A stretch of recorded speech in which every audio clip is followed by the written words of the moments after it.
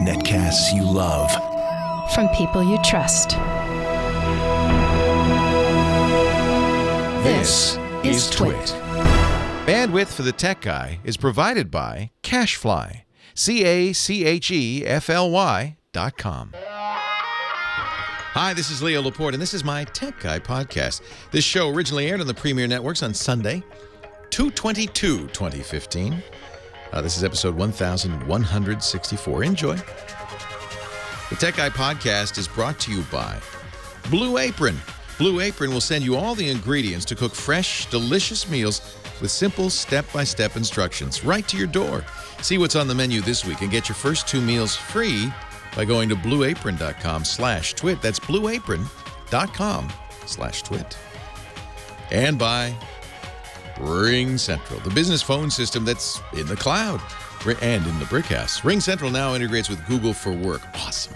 Try Ring Central with a 30-day risk-free trial at ringcentral.com or call 800-543-9980 and use the promo code TWIT. And by Prosper.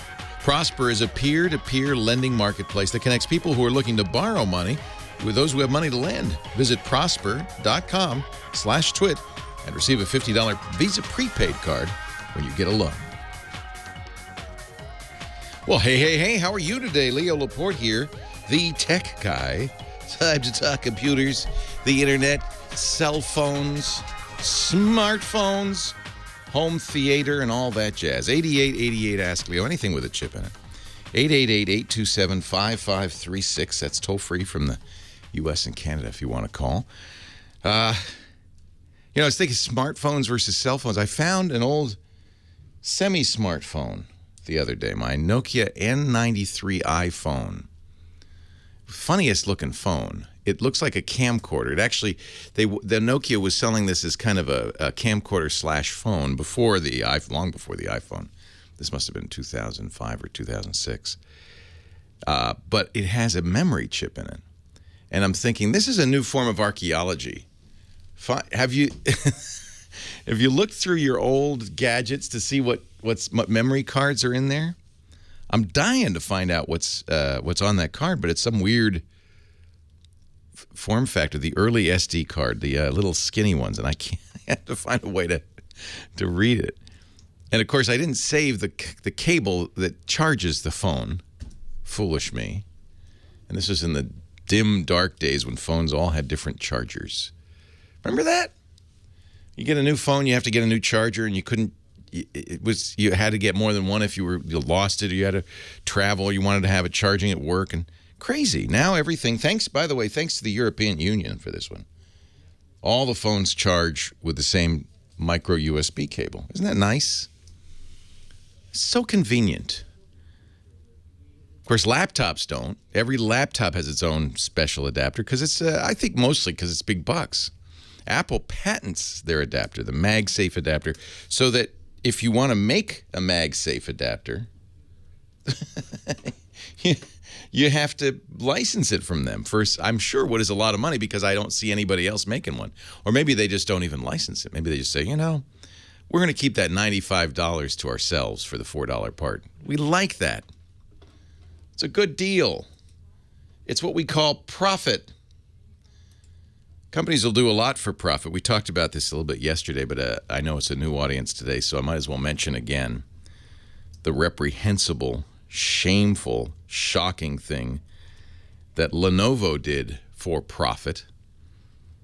I take a little bit of the blame because we put so much pressure on these companies to bring the price down of PCs. And when you can buy a PC for $200, that's barely covering the cost of materials. They probably break even on the hardware when you're getting these cheap PCs. But how do they make it up? They've got to make profit somehow.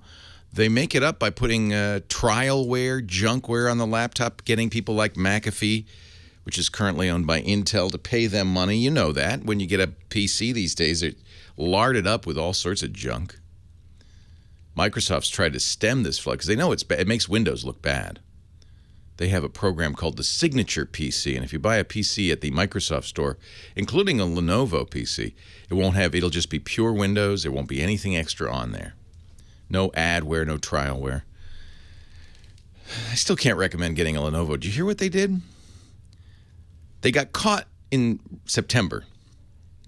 And once the hue and cry rose to a fever pitch, they knocked it off last month in January.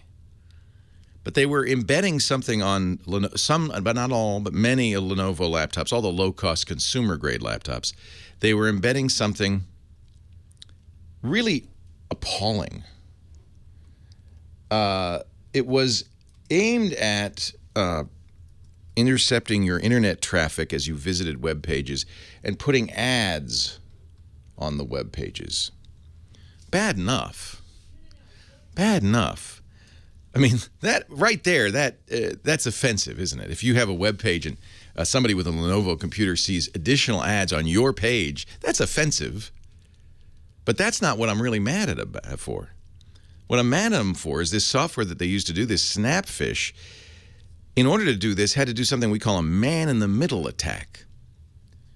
You played monkey in the middle, right, where you try to keep the ball away from the guy in the middle. This is the opposite. The guy in the middle gets everything. As you're surfing the net, the guy in the middle, Lenovo, sees everything you're doing, even, and this is where it's really reprehensible, even on secure sites. So you may think, well, I'm connected to my bank or Amazon. When I'm buying something, when I'm submitting a credit card, that's encrypted, secure. It's just between me and the vendor. No one else can see it, right? Unless you're using a Lenovo laptop, because then Lenovo can see it. It's intercepting secure traffic using this superfish program. Superfish, if you go to the superfish website, they say, oh, no, what we do, that's an Israeli company, we're doing image recognition, image recognition. But then you dig a little deeper. One of their products introduces ads on web pages as you're surfing. Revenue to Lenovo, right, the superfish customer. But in order to do that, they have to break secure sockets, and that is reprehensible. That breaks, without your knowledge, without your consent, breaks your connection to the internet. And when they do that, breaks it breaks your security. The connection still works, but it breaks your. And all of a sudden, if you're wondering why you're seeing ads on your banking site, but by doing that, not only are they violating a fundamental security protocol on the internet, but they're opening a hole to all sorts of bad guys. We don't know when they started doing it. One of their customers caught them in September. Took them a while. Now they said, "Oh, it was a mistake. We were fools. We didn't. Now they say, oh, but we're going to fix it. Not too late." Here's the updated Lenovo statement on Superfish. As we said yesterday, Lenovo is exploring every action we can to help our users address the concerns around Superfish, the virus that we put on your computer without your knowledge or consent. In addition to the manual removal instructions currently available online, we've released an automated tool. If you have a Lenovo laptop, I would go and get this Lenovo tool. We'll put a link in our show notes at techguylabs.com. We're working with Mike McAfee and Microsoft to have the Superfish software and certificate quarantined or removed to have it identified as the virus that it is. These actions have already started and will automatically fix the vulnerability. Please note the use of the word vulnerability. Oh, I could just see the lawsuits. They have just admitted that they have put a vulnerability on your computer. We have ordered Superfish preloads to stop. And we shut the server connections down in January based on user complaints. Well, yes. However, we didn't know about this potential security vulnerability till yesterday. Oh, please. They say it doesn't impact ThinkPads, any tablets or desktops or smartphones, enterprise server or storage device. It's just the consumer computers, the ones they make the least amount of money on. Those are the ones that they decided to monetize on your behalf. Friends, I apologize. I have recommended Lenovo laptops many times on this show for years. Never again. And my strong recommendation is, regardless of the product, that you not buy a Lenovo product. You know, Lenovo bought Motorola, the smartphone company, from Google last year, and now runs the Motorola division. The Motorola guys are still in Chicago. I'm sure that they are not really part of this, But I think we need to send a strong message to Lenovo, and more importantly, not to Lenovo, but to every other company. This, to use the words of President Bush, this will not stand. We got to draw a line in the sand, and we need to punish Lenovo. And frankly, you'd be foolish to trust them ever again. The fact that at any point they thought this was a good idea or acceptable behavior shows a complete lack of understanding of conscience. Appalling. And I hope that we look at other companies carefully, make sure they're not doing it. At this point, the good news is there are many other places to go to get your Windows PCs. I would strongly urge you not to go to Lenovo. Leo Laporte, the tech guy.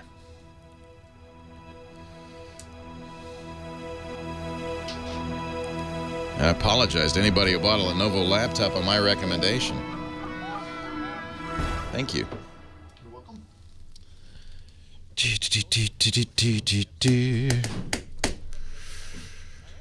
Yeah, well, I didn't know, but I mean, golly.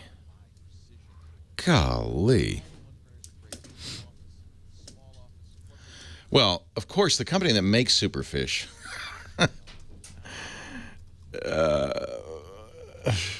they call it a visual search and image recognition company, making visual search an everyday reality. They kind of bury the technology. So you control the power of superfish. You kickstart the experience with your own ideas and your own image. So you take a picture. We take an image, convert it to a model, filter billion of images, retrieve visually similar results. Ta-da. Now, Google does this too, by the way. Well, let's look at the products, because I don't think these are apps like that decor, like that pets. You take a picture of a pet, it gives you other pets like that garden. Could this be the same company? I look at the address, and it's the same address of the company that's providing the superfish software to Lenovo, so I think it is. But they must have this must be their consumer-facing. It's bizarre.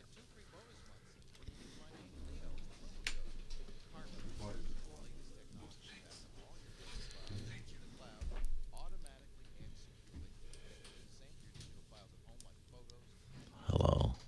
I guess my hair is growing. You have to adjust the camera. And you know, the ThinkPad line, the IBM ThinkPad line, was the greatest laptop, and I was really kind of pleased. I was nervous when Lenovo bought them, because it is a Chinese company, and we don't know what their commitment to quality is and so forth. But they kept the ThinkPad line, I think, very clean, and that's why I've recommended them.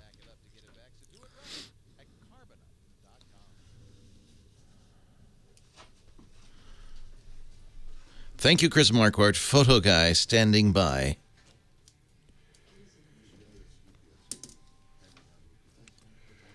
It's very sad. And I think the only appropriate thing at this point is for Lenovo to put Lenovo out of business. I just don't think they should be making... I would never buy a Lenovo. Would you? After that? It's not a mistake. Of course, Sony, was doing the same thing for copy protection for their video games, putting rootkits on the video games. Remember that? Really, really appalling bad behavior. And it didn't really hurt their business. It hurt their business a little bit. My most recent Windows laptop is the Dell XPS 13. I think it's very good, and it does not have a lot of junkware on it. In fact, the only thing it had on it was the McAfee trial thing, which you could easily and quickly uninstall, and it's gone. It didn't, I think it was a stub. I don't even think they installed much of it. It was just like a little thing. Would you like this? And I said no, goodbye. And then there's some Dell stuff, like a Dell store and stuff, but I don't consider that too bad. Dell has in the past offered, both signature clean PCs and had other stuff, but this Dell is great. I don't know if Cory Doctorow has weighed in on this. That's a good question. I think Cory would have something to say. Virgil.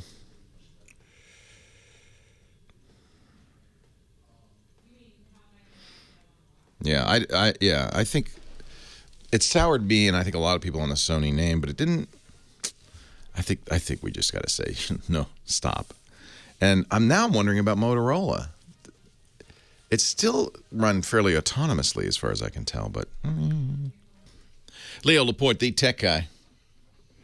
8888, ask Leo. I guess if you bought a Lenovo laptop and you immediately erased everything on the hard drive and put Linux on it, you'd be all right. Or get a clean copy of Windows and install Windows on it, you'd be all right.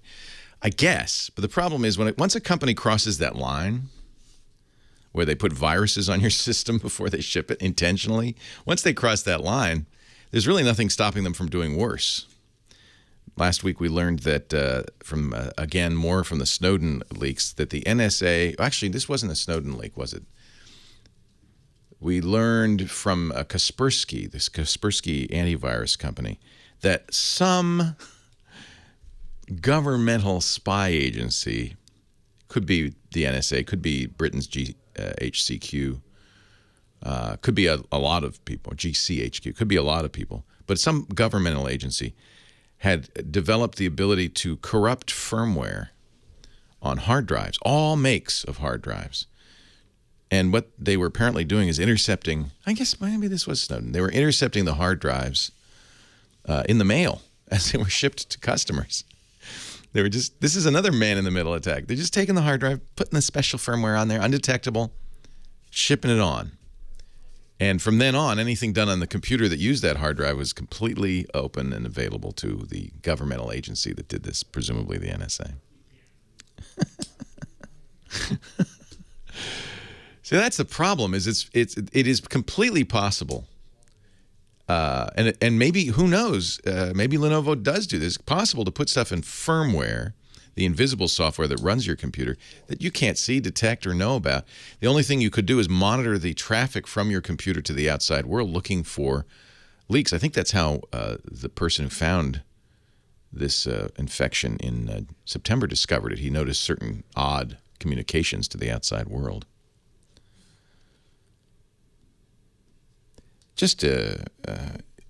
It just underlines our dependence. Technology is dependent. Life is dependent because we're so high technology. Life is dependent on others. And there's a certain social contract, especially in technology, that you will not do these kinds of things. And once you break that social contract, I have to think there has to be a penalty. It's just beyond the pale. 8888, ask Leo, that's the phone number. Heather Hummin is here. She's the phone ranger. Takes the calls. Hi, Heather. Hey. How are you? Well, you're depressing me. It's not depressing. It should anger, I think, us. But it does raise the issue: is it possible to say, with complete authority, that I am using this technology privately? I don't think so. It just makes me think of a bad boyfriend who does something to you that can't be undid. Yeah. You know, they can't walk on that out. Back. Walk on out. Walk on out. Done with you. So tonight's the Academy Awards. I'll be rushing home right after the shows today. To put on your my tux. Swimsuit. Penguin suit. Yeah, put on the tux. I like to celebrate the Academy Awards by wearing a tuxedo. Yeah. Did you see that they get $125,000 gift bag, all the nominees? And people turn it down. Well, because you have to pay taxes on it. Yeah, and there's some wacky gifts. There was a psychic reading. Hello, don't need it, don't want it. You know, can you pick through the bag and throw out some things? No, I think not. But see, of course, companies want to do this. Apple traditionally has always put iPhones in these gift bags. It's $160,000 this year, this gift bag, which means for most of these people, since they're in a high tax bracket, you're going to pay $70,000, $80,000 in taxes to take home this bag of stuff you probably don't want. Luxury vacations, car rentals, LED liposuction in these bags. Hair follicle stimulant. That is not in there. It's in the bag, worth $1,200. That means actor or actress, you're going to pay $600 for that hair follicle stimulant. I just saw that in is it Hammacher Schlemmer? Is that how you say that? Probably Hammacher Schlemmer. That sounds like it. It's the Sky Mall of... It's a vibrator for your head. I know, and it doesn't actually make any claims aside from rejuvenation. Feels good. It'll grow? Feels good. Feels good. And it's the wackiest looking thing. A year's worth of car rentals, I'd take that. A luxury hotel in Italy, The pulse wave vibrator. I don't know what that's for. A psychic reading worth $20,000. See, I'd turn down the gift bag because that means that's going to cost you 10 in taxes. Psychic reading. Mediterranean sea salts, custom furniture. There's almost always technology, and I don't. Unfortunately, we don't always know what's in these bags. But and the past, Apple has always put stuff in there, and that's something people want. They might take the lipo just to get the iPhone. CNN has a video of all the stuff inside the bag. Wow. You know, Weird. movie stars aren't like you and me. No. They live a different life. Here I am. I'm going to, it'd be cool if they put the iWatch in there, but I don't think they will. The Apple Watch. I don't think they will. Wouldn't that have been nice? That doesn't come out till April. You couldn't put an NDA in the gift bag and say, if you would like what's in this box, you must sign this non-disclosure agreement. You may not wear this in public. You may not tell anybody about it, but we want you to be the first to own the best watch we've ever made. So, who should I talk to here? What do you got for me? Wow. Well, I guess we're going to go to pretty much the opposite of Hollywood because poor Kelly, have you even heard of this town? Lives way out there in Fuquay, Varina, North Carolina. Are we? Wow. Thank you, Heather. Are we saying that right, Kelly? Fuquay, Varina? Fuquay, Varina, because very few people live here. What is it? What language is that? Is that Portuguese, Spanish? I'm not exactly sure, but I know that there used to be a town called Fuquay Springs, and then a guy moved in and set up sort of a tourist town. And then another guy down the road named his town Varina after his wife. And then back in the 60s, the two towns merged. They merged. Yes. Wow. What can I do for you today? Well, I live out in the country, and when we bought our house, the realtor told us that it was cable ready, and they just had to bring the cable to the neighborhood. Cable ready. And the lines were in the street, and that was incorrect. And so we have 0.3 up and 6 down. We have DSL. There is no cable here. Yeah. There's no faster options. I do not move into a house unless I go in the house and plug in my laptop and do a speed test because, well, I need internet. So cable ready in the case of the builder mainly means they put cable junctions in the house. You got which is very deceptive because you plug into it, nothing happens because it turns out the cable is 5,000 feet that way. Actually, it's a mile. Yeah. 5,286 feet. I think Charter recently put a cable junction at the end of our neighborhood, or I guess at the beginning because we're at the end, but that's a mile away. And they want to upgrade.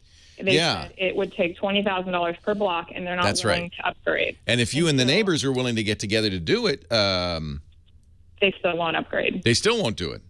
Even if you paid to trench, they wouldn't do it. No. Wow. Well, I doubt it, but I don't know how much it would cost to trench a mile down to my house. A lot, let me tell you. Hang on, we got to take a break. We'll come right back after this. Leo Laporte, the tech guy.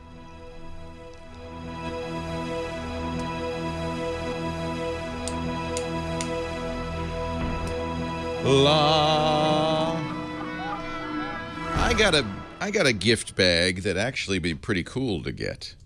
I get it every week in my mail. My mail carrier brings me my Blue Apron every week. Do you know about Blue Apron? Blue Apron is for people who love to cook but don't have time to shop, and that's a lot of us. I get home, right before the Oscars tonight. I'm not going to have time to shop and prepare a lovely meal, but Blue Apron makes it easy. All the ingredients. Now, they don't cook it for you. This is great. And I've had, boxes with the foods cooked and frozen, not so good. This is fresh. These are fresh ingredients, and everything you need to make a specific recipe. The recipe card comes in there. They're healthy, high-quality ingredients, perfectly proportioned. You get a lovely recipe card. So, and by the way, once you've cooked this once, you'll now know how to cook it forever. And so it really is a great way to learn. You can even get free recipes from Blue Apron. Sign up for their mailing list. But look at some of these. Italian wedding soup, my favorite thing in the world.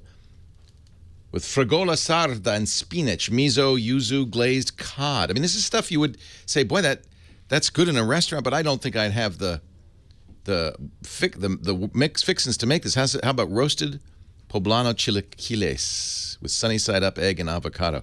And the thing is, this recipe card tells you everything. You get all the ingredients in the mail, in the box, in a refrigerated box, so it's fresh. I got to tell you, it's amazing. They also use local ingredients, farm fresh, so they're always in season.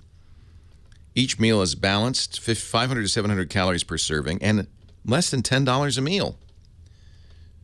So, yeah, you put a little effort into it. It takes about half an hour to prepare it, but you feel good about that, and it frankly tastes a lot better because you cook it. They work around your schedule and dietary preferences, too. So, A, you'll never get the same meal twice in a row. There are always new menus. And B, you'll have the best stuff like a shrimp po' boy with buttered lettuce and apple salad, or rice cakes, mushroom, napa cabbage, tetsoi, which is baby bok choy tip, Chinese chives stir fry. Oh, man. This would be great for date night. You get it. They have family packs, too, so you can get family quantities. Blue Apron, it's a better way to cook it. Check out this week's menu. Get your first 2 meals free by going to blueapron.com/twit. 2 meals free. I ain't kidding you. blueapron.com/twit. No commitment, personalized menus, deliveries on your schedule, and 2 free meals. blueapron.com/twit. And we thank him so much for the support of the Tech Guy Show. It's a really cool idea. We have a few of our hosts do this, and just, I do it, but I mean, I don't do it every night. I think Denise Howell does it every night. She loves this. Do you think there'll be an Ellen DeGeneres moment at the Oscars? Remember last year she did the selfie with this? There was a big Samsung. Sure, that'll be something. That's the question: is which phone will be the sponsor this year? That's very interesting. Well, I think Samsung paid a lot of money to be the sponsor officially. There were like 12 people in that shot. Pharrell, right? Yeah. And just if you just search for Ellen selfie, it is the best known selfie ever taken. And because she was smart, her arms couldn't go out far enough, so she got Bradley Cooper to take it. But this happens. Does this happen to you in group selfies? Whoever takes it, the head is giant. I'll show you. Selfie stick. I need a selfie stick. I'll show you. Last night. Make it always be you because your head's giant anyway. I have a giant head, so it works. It's actually worse for me. I have a big head too, so I want to be in pictures with you so it'll look smaller. We were at Zepparella. Yeah, anybody's head would look smaller. We were at Zepparella last night. We took selfies. I got to find this before the music ends. Oh. With Zepparella? The biggest head you ever saw.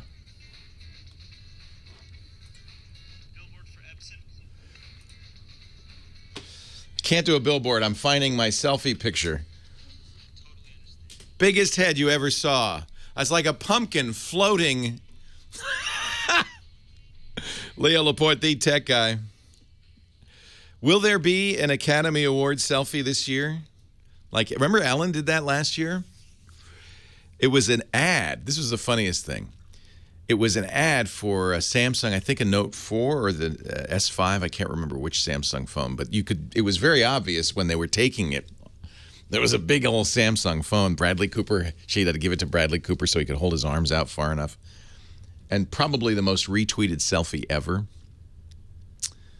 And what we found out later was that Ellen, in fact, still uses her iPhone because she tweeted about it afterwards with her iPhone. So she didn't give up her iPhone. She just, Samsung, give me some money. I took a selfie. What do you want? Apparently, it was rehearsed. It was planned. It felt very unplanned, like when she ordered the pizza. Now, it's Neil Patrick Harris, right, is hosting this year. Who is he? Is he Doogie Howser? No. Is he? That's Doogie Howser going to host the Oscars? Okay. They're trying to get young people to watch, so they have younger people hosting. Remember when they had Anne Hathaway and James Franco? Not that kind of a weird, very weird. But they're trying to get young people to watch. And but the problem is Doogie Howser just looks young. He isn't actually young anymore. Just a little tip to the Oscar folks. They're all 80-year-old men. They know that Doogie, he's cute. What is he, 14? No, I think he's well on his way to 40. This is a consumer tip, right? Look for the camera phone in tonight's Oscars because that will be an advertiser. Do you think Apple will have we're saying, wow, we're not going to let Samsung get away with this this year? It's going to be an iPhone 6. We'll have to watch and see. Anyway, we were talking before the break with Fuquay, Varina, North Carolina, Kelly on the line, and poor Kelly just bought a new house, cable ready. They do that in TVs too, cable ready. It doesn't actually. It's ready. It doesn't actually have cable. And it turns out the nearest cable is a mile down the road, and her cable company won't install it. So she's got DSL. And DSL, which comes through the phone lines, maybe, your only hardwired choice. Probably is. The thing about DSL is it goes down in speed the farther you are from the central office. It sounds like you're kind of out of town, aren't you? Yes, very much so. So are you actually getting the promised, you said, 6 megabits down and 0.3 up. 0.3 up. Are you actually getting that? If we use our cell phones. Yeah, it would be, wouldn't it? Well, we have CenturyLink, and they said we pay for the fastest speed available, and this currently is the fastest speed and it has to do with the distance you are from their central office. Right. The fact that you can get DSL at all is actually impressive. Usually more than 2 miles from the central office, you don't get it at all. So that's good. You're wondering, I presume, how to get something faster? Yes. My neighbor has satellite internet. He pays $130 a month for 50 gigabytes. But we have a business, and we have very, very large data requirements. And so 50 gigabytes, we go through that in about 4 days. Right. 50 gigabytes is the amount he can use a month. And then it's slower speeds. And so satellite has a few issues. Yes, it's expensive. You have to buy equipment. You have to buy a dish. And it's high latency as well because you're sending your signal up to the satellite and then it comes back down to Earth. So there's delay in that, which means it's bad for video gaming, Skype, anything that needs to be real time. And then in most cases, internet, there are good satellite internet providers now. I like Wild Blue from Exceed is very good. But many of them will have fair use policies because it's very easy to overwhelm the satellite. So if their customers are bandwidth hogs, that can be a problem. And they'll have low caps, as you can see. 550 gigabytes a month is not very much. Wouldn't be enough for you, it sounds like. The other thing... No, definitely not. Yeah, I mean...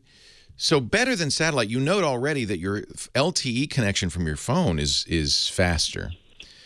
You can talk to the phone company about doing it this way as well, wireless through the phone. They will make units that you could put in the house to do that. Problem is they also will have bandwidth they will have caps on the amount of data you can use. But you can pay more and get more. So if your business needs this, that might be another thing. Who's the carrier out there? We have Verizon, and our cell phone signal is weak. It's weak, but it works. It's true. So you could talk to, if your signal is, what are you getting, 2 bars, 3 bars, or is it not at all? Is it 1 bar? Is it? Probably 3 bars. Okay. What they would do is they'd put an antenna outside, which would get you the maximum capability. As you go in the house, it's going to get worse. But they could, and Verizon will do this. They will sell you a home internet access, but I'd price it out. It kind of depends on. The problem is you can't pay the DSL company for more bandwidth because they're maxed because of your distance from the city. And they have no intentions of upgrading. Ever. It's not a question of upgrading. It's how DSL works. You have to be within the farther you are from the central office. They would have to build a phone company central office in your neighborhood for it to improve. That's not going to happen. See, this is it's unfortunate, but this is, I think, the trade-off for living in the country in a beautiful area. That's one of the reasons it's appealing is that population density is low, right? Yes. Yeah. Well, it's also the reason that the phone company, the cable company, couldn't care less because it's too expensive for too few customers. They cannot make the money back.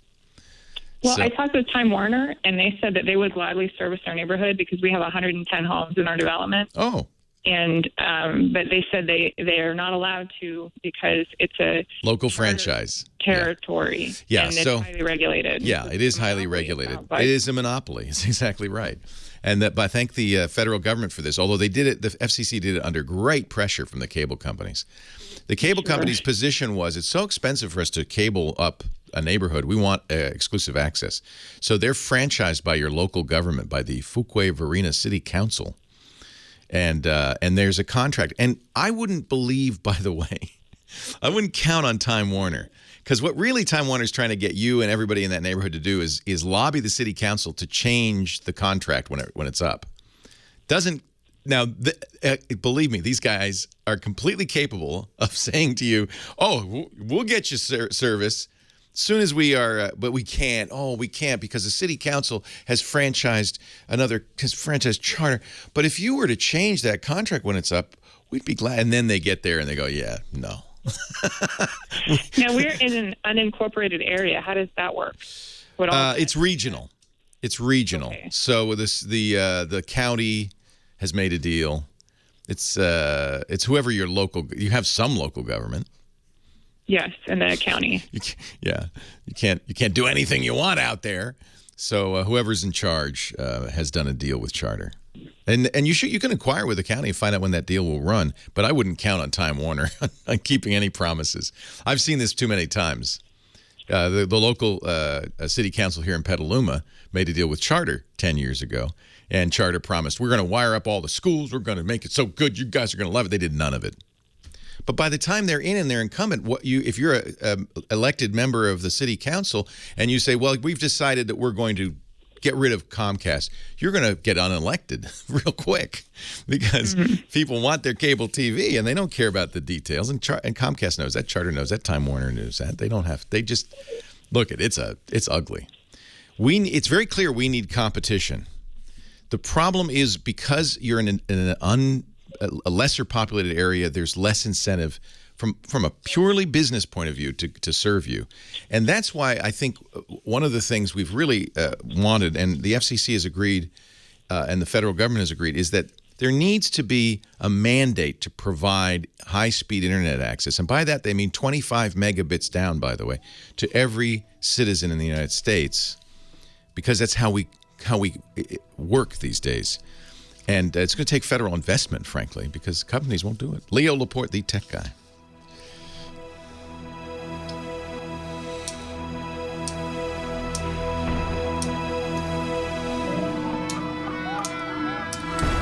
It's the last mile. You're right. Yeah, Cradlepoint makes bonding routers. There are a number of people that do this, but you're going to have to go to the phone company and make the deal before you can do it, and they're going to tell you what you can use. But Cradlepoint, I've used Cradlepoints. They're really very cool.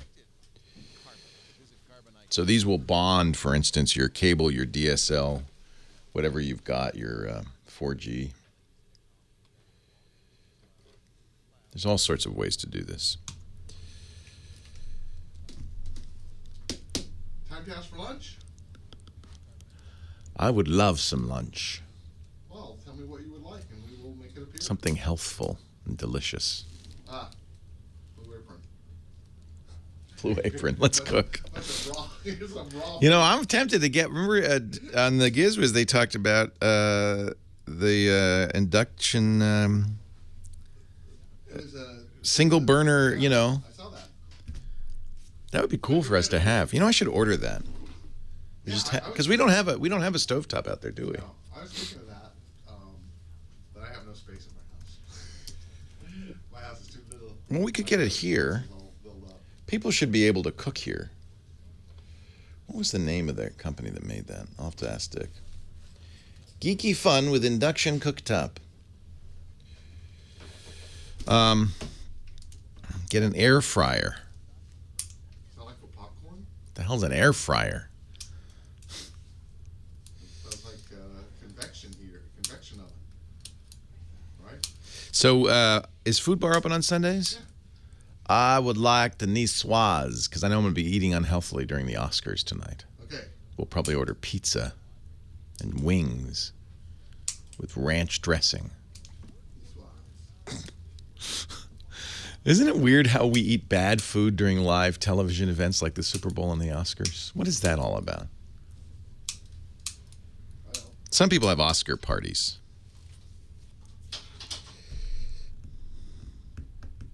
It's hot in here. 71.8 degrees. Is my AC on? It's blowing. It's blowing, but I'm sweating. I'm very sensitive. I'm a sensitive little flower. 1 degree difference, I can feel it. Isn't that weird? If it's 70, I'm comfortable. If it's 71, I'm uncomfortable. There's something wrong with me. I think I must be menopausal. I'm perimenopausal. This was in the New York Times last week.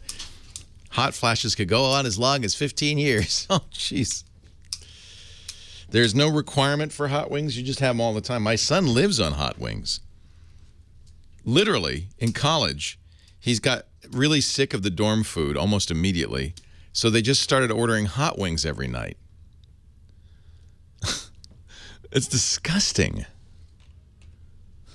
I don't know why I'm asking this, but what's disgusting? Buffalo chicken wings. Have you ever had those? Sure. Yeah. What's But disgusting? Living on them? Oh, Eating them every night for dinner? like Buffaloans do? Do Buffaloans do that? I don't think Buffaloans can get out the door today.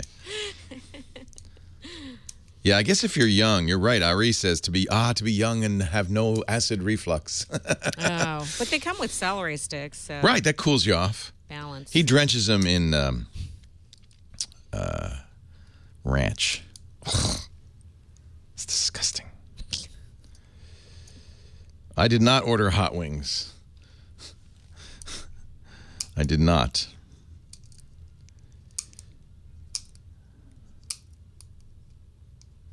Yeah, fast, busy, Scuba Bob means the trunk's busy. Means that thousands of other people are trying to get through, too. So this is typical, and we just tie up that trunk. Leo Laporte, the tech guy, 8888 ask Leo. That's the phone number. My heart goes out to people who don't have good internet access, and as you know, it's a prerequisite. I cannot go anywhere that doesn't have high speed. And I mean, for me, high speed is 50 megabits per second down, 5 to 10 up. I gotta have that.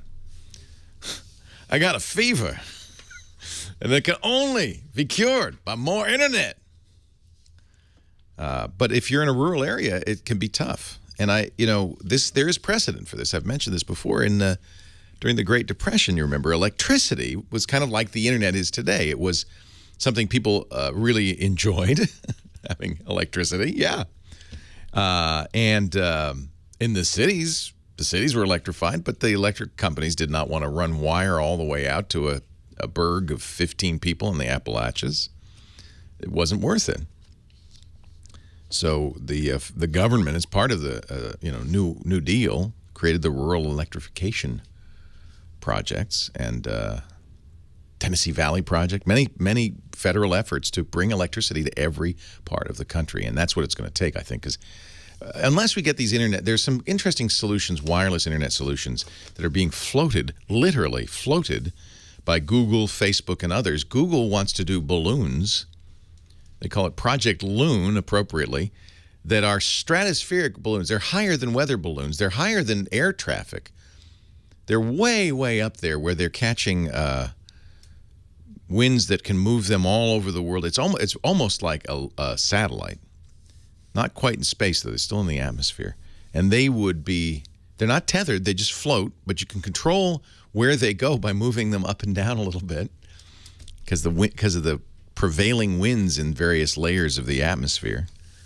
And they would provide internet access globally, like to everywhere, because, of course, it's not just the U.S., rural areas of the U.S., but imagine underdeveloped parts of India or Africa, and the value of getting internet, even if it's not the fastest, but any internet out there would be incredible. Facebook wants to do it with drones, continually flying aircraft. There are lots of plans. And then, of course, Elon Musk, the man who created Tesla, has plans to spend billions to put satellites, hundreds of them up in the air, doing the same thing. So I suspect that and these all can make sense because they reach everywhere, not just urban areas where the population is dense, but also rural areas. It's just all part of the thing. And these are projects I suspect that in the next decade, it'll be easier and easier to get internet, even in the most rural areas, somehow. Hope so. Paul is in Scottsdale, Arizona. Hi, Paul. Leo Laporte, the tech guy. Hey, Leo. I killed my new iMac. Did you do it on purpose? Did you do it with a blunt instrument, or was it an accident? Well, I was kind of bored, and I thought I'd call in and listen to the show, and especially the banter with you and Heather. I mean, the audience has no idea how funny you guys are. It's just in between. Yeah, we get silly. Yeah, it is awesome. All this stuff I can't talk about on the radio, I talk about with Heather during the commercial breaks. All right, so here's what happened. This morning, I decided to buy my granddaughter a computer, and I wasn't going to tell her mom, my daughter, because, hey, that's the fun of being a grandfather. You can do stuff to your kids as kind of like payback. I look forward to those days. So I found what I thought was a nice mid 2011 iMac, the 21.5-inch screen. Nice. A used one. Yeah, it's an i5, so, it will zip along for the purposes intended. The seller had gone to Apple yesterday, and they wiped everything off for her, okay. And it was at the brand new choose your language screen. And I'm in. Grandpa, did you choose Chinese? I did. No, I started. If you're going to do that, it's always good to choose a non-Roman alphabet. That makes it really baffling. Really challenging, isn't it? So when I started with Mac, I did with the original Skinny Mac. And so I've had tons of Macs in between the Skinny Mac in January of 84 until now. And so I'm used to this setup. You thought you would be easily able to go into the control panel, the system preferences, and change it back, didn't you? No, there was no problem with the language. I'm just saying that's why I started from that language. Oh, it got worse? Oh, my gosh. So what happened was I get to the migration screen. Yeah. And it's in Chinese. I want to hook up the external drive, and I want to move some stuff over for her from that. Yeah. Nothing. Doesn't see it, doesn't recognize it. Okay. Move past how are you connecting the two? Via a cable or? Yeah, USB. Mm-hmm. USB cable. Right. Okay. Right. And so I figured I'd just get to finish the setup and then go back to it later. So I finished the setup, and there's a beautiful picture of Half Dome on the screen. So nice. It's Yosemite 10.10.2. Good. And all the colors are really nice on the dock. Yeah. And that's it. There's nothing else. There's no icon on the right that says Macintosh HD. And I'm thinking, what happened here? Yeah. Is there something in Yosemite that's changed? So I decided to now plug in the external drive. It sees the icon from the external drive. In opening it, the contents from the external drive aren't there, but it's the contents from the iMac that are there. What? What did I do? I killed it. It's okay. You're going to be all right. Oh. So every Macintosh shipped in the last, 8 or 9 years has a really great recovery solution. In fact, you can recover a Macintosh without any system disks, with a completely empty hard drive, literally from the net. So what you can do is you can reboot the Mac holding down Command-R to go into recovery mode. And it will give you some options. You can reinstall the operating system. One of the things Apple does that's great is they store the operating system on the net. You can actually, one of the options is, all right, well, give us internet access either through Ethernet or via Wi-Fi, and we'll download and install the appropriate operating system. Now, given that it's a 2011 Mac, it won't be Yosemite. It'll be the operating system that shipped with the Macintosh. Right. They check and they say, oh, well, it's this era. So whatever that was in 2011, probably Snow Leopard. Snow Leopard, yeah. So you'll get that, and then you can go through the process of upgrading. It's free upgrades every step. As long as I get to that level and get the icon up there, everything else is fine. You know where to go after that. Yeah, sure. That's fine. So this is one thing they've done so well. If you do need to do internet recovery, from Snow Leopard on up, let's see. Well, wait a minute now. Okay. Some Macs that came with Snow Leopard can use internet recovery, but you have to install OS X Lion or later. Just do the Command R on reboot and see what options are given you. If you do need to do a network recovery, Apple has a page. You have another computer you can look at? Yeah. But Yeah. Apple support page, HT4718. OS 10 recovery will give you all of the options that you can use to recover that. It's not a big deal. It's something I've done many times. It's a simple thing. And kudos to Apple for making this so easy. Microsoft's finally, with Windows 8, started to offer this kind of recovery. It's something every computer should have, because these things happen. Well, obviously. Yeah. Yeah. And I'm not, first time user. I've done. No, it sounds to me like the hard drive got corrupted in some files. Like you don't have a complete operating system.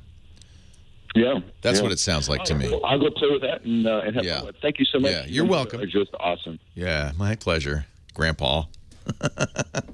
Hey, it's a nice gift. That's a really nice gift, I think. Rusty, San Diego, Leo Laporte, the tech guy. Hi, Rusty. Good morning, Leo. Good morning. Hey, we want to cut the cable, but we don't know exactly what to do. Well, you're going to say goodbye to some stuff. Okay. Obviously. Are you in an area in San Diego, where, I'm sure you are, where you can get over-the-air television? Yes. All right. So you're anybody who can get over-the-air TV should cut the cable, because there's no reason to pay for cable. So first thing you're going to do is get an antenna that can get your local signals. Okay. That way you can watch the Oscars tonight. You can watch the Super Bowl next year. You'll be able to watch stuff that's only available on live TV. And by the way, that's less and less every year. In fact, you can watch the Super Bowl on the internet this year. So more and more of the kinds of content people watch on live local TV can be watched on the internet, but not everything.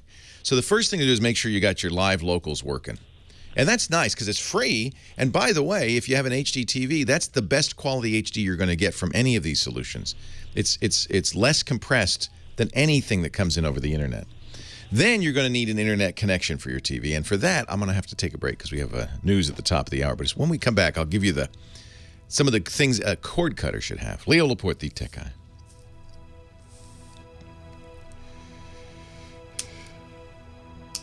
Yeah, I guess HBO.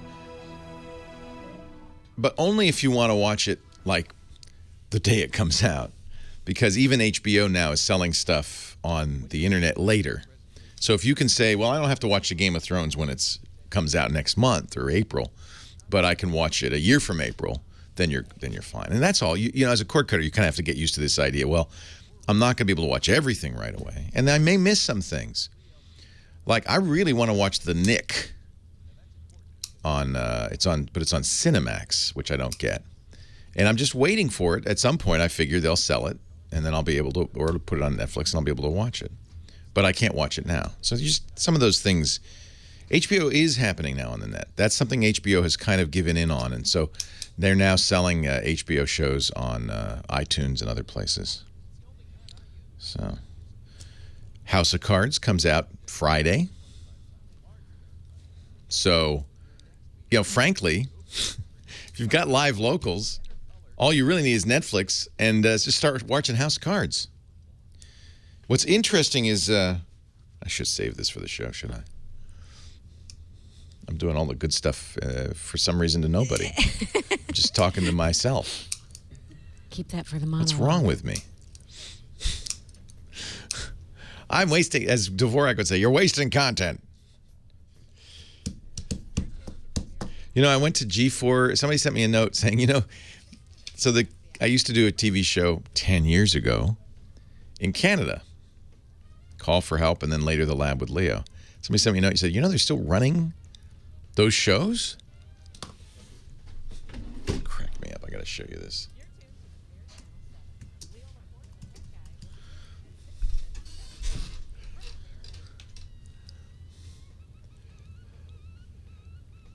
So let's just see what shows are on G4 in Canada.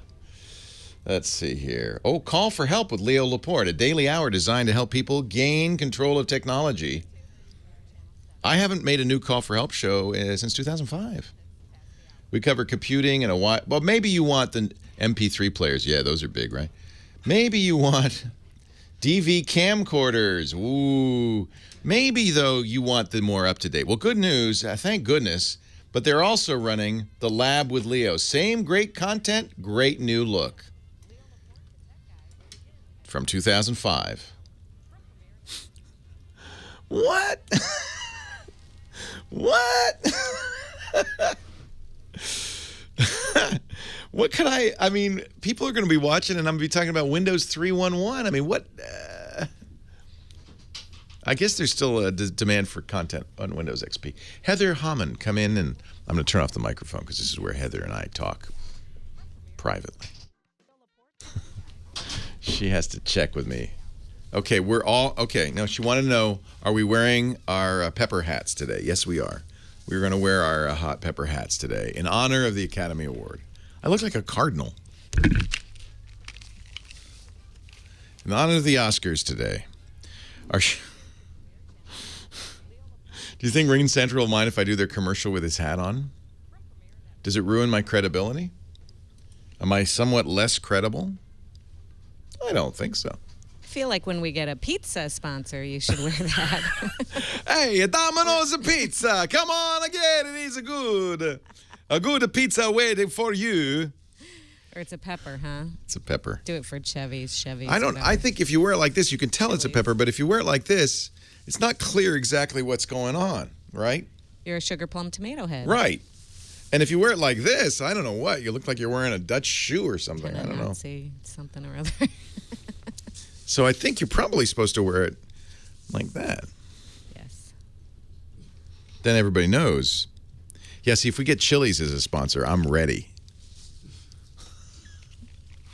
I would wear a phone on my head, but they're not very comfortable. But that is, in fact, the sponsor for this hour of the Tech Guy Show is the fabulous Ring Central. This is our phone system here in the Brick House Studios. I didn't want to, I'll be honest, I'm a cheapskate. Didn't want a phone system, did not want to contract with a local phone company for a PBX in the basement and all that.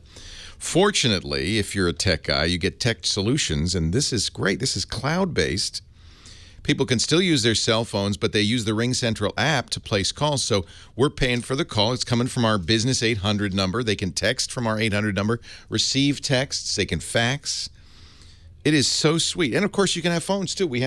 They look like regular Polycom desk phones. We have Polycom phones throughout. The conference room has a Polycom conference set, but it's all Ring Central connected. Here's something that the phone company will not do. All your calls are encrypted and private with secure voice. Ring Central lets you keep your existing numbers. You can use toll-free numbers. We have 800 numbers. You can create local extensions, even vanity numbers, one-off all the time. And, boy, look at all the things you get with Ring Central. HD video conferencing, so you can have meetings. This is part of your Ring Central plan. There's no setup fee or activation fee. Customer support is free 24/7. And this is awesome. Ring Central just announced Ring Central for Google. They now work with Google Apps, which we're a Google for Work company. We use Google for Work. And Ring Central will increase productivity by doing everything you want to do without leaving your Google app. The dial pad on your screen will make cards from your Gmail account. You can click any number on the screen in Gmail, Contacts, or Calendar to place a call. It's on your desktop. It's like a smartphone. You listen to your voicemails directly within Gmail, plus many other features, faxing from Google Drive, viewing text messages, scheduling conference calls, and more. I am thrilled with Ring Central. You will be, too, and it starts at as little as $25 per month per user. Everybody in the business has a Ring Central phone on their desk, and that's how we like it. That's how they like it. You can start right now with a 30-day risk-free trial and a special offer if you're a Twit listener. For every desk phone you buy, you'll get a second phone free up to 20 phones. That's nice. RingCentral.com. Call 800. They have a special vanity number, 800-543-9980. If you want to call that and use the offer code TWIT, or just visit them online. 30 days free. RingCentral.com. Really great if you're setting up a business or you have a small business and you're not happy with your provider. You've got to try this. 800-543-9980. Ring Central. Yes, I love my WinBook tablet. This is kind of a mind-boggling product. $59 I did a review on Before You Buy if you want to see my full review, but we were talking about, it was last week, weren't we? We were talking about this on the show. And I bought it. $59 for a Windows 8.1 tablet. It's booting up. And includes a year of Office 365.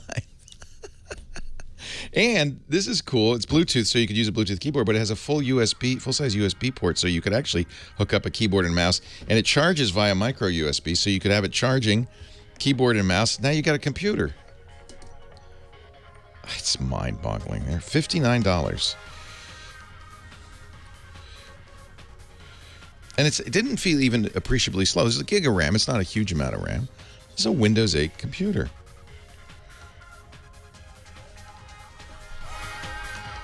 Well, hey, how are you today? Leo Laporte here, the tech guy. Time to talk computers, the internet, cell phones, home theater, digital photography, all that jazz. 8888 Ask Leo, that's the number.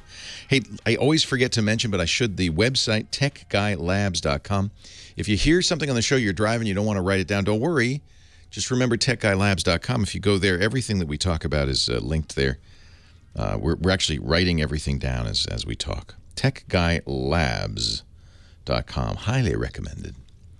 We were talking before the break about cord cutting. Rusty's in San Diego, and he's tired of paying his cable bill. Now, of course, in order to do this, you have to have high-speed internet access. And the cable companies are not stupid. They know this is coming, right? So they've slowly jacked up the cost of high-speed internet access to the point where I suspect cord cutting will not be cheaper than having a cable subscription.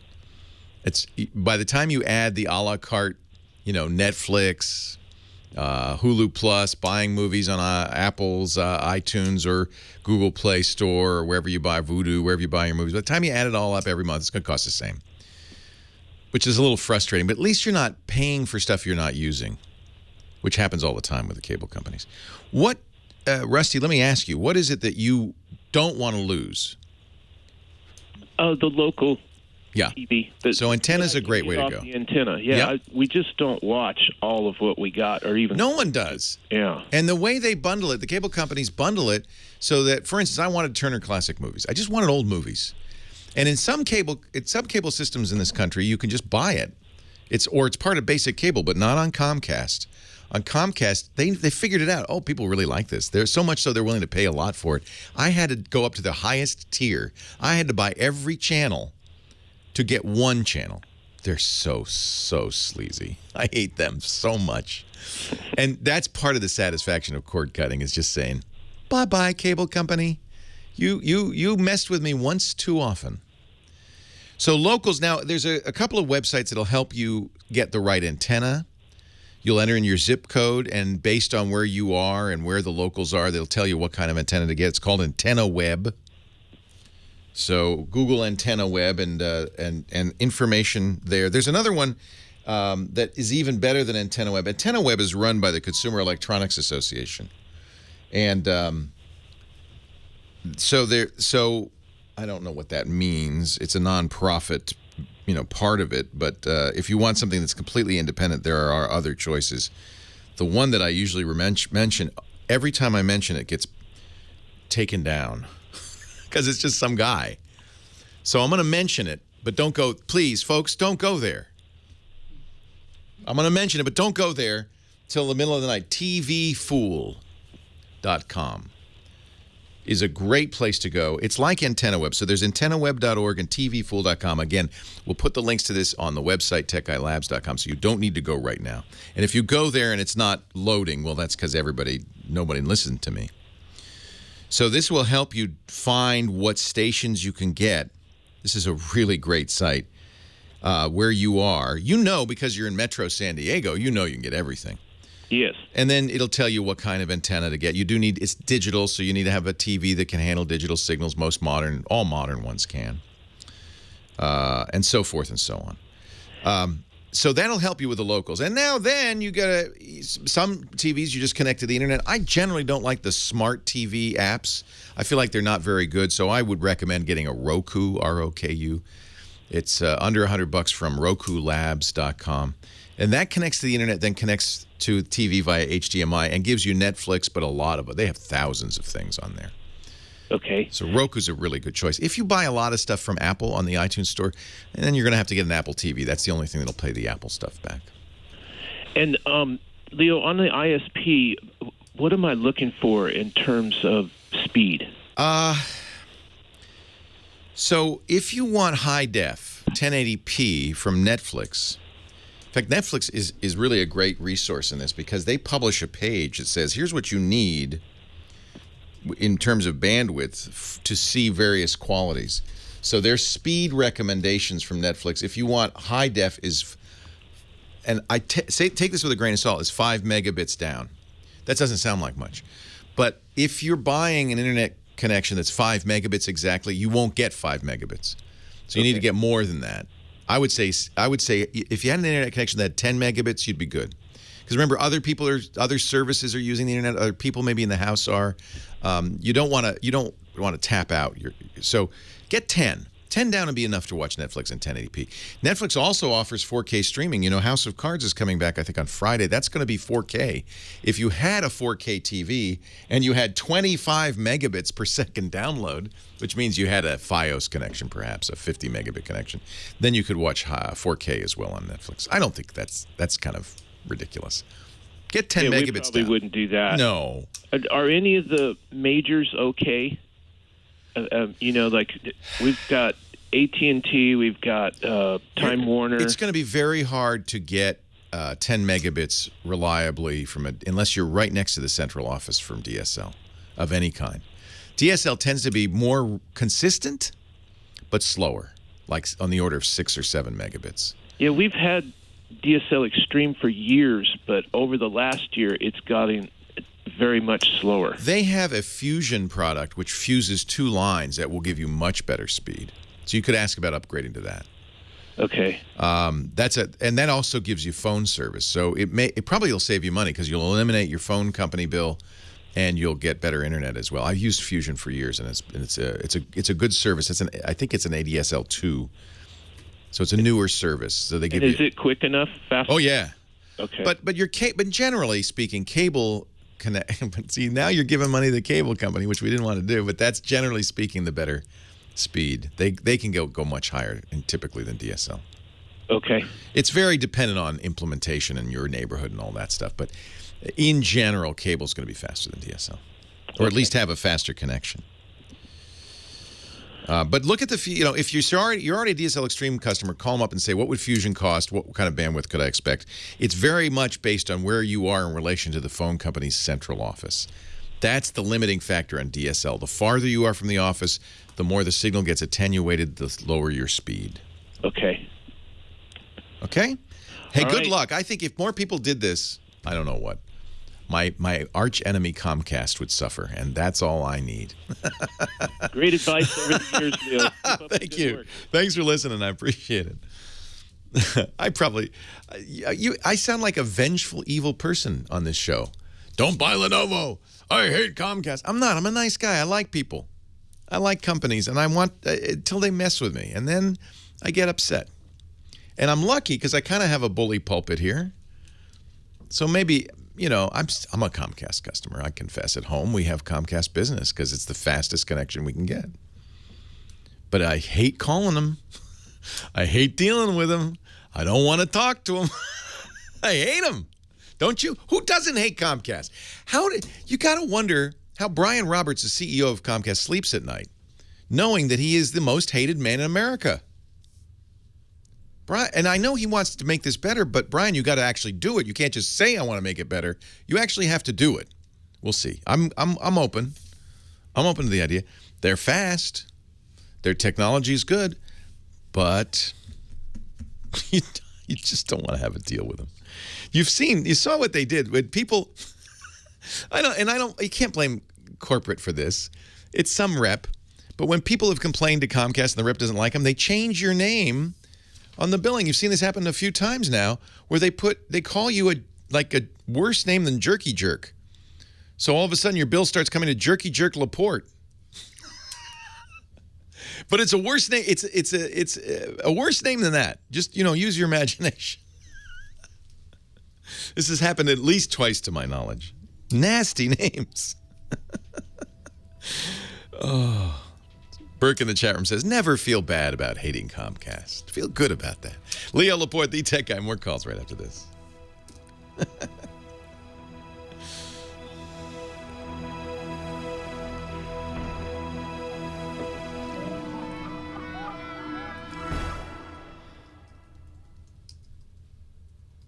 There were at least two people, right? More Comcast customers write in, report name changes. So,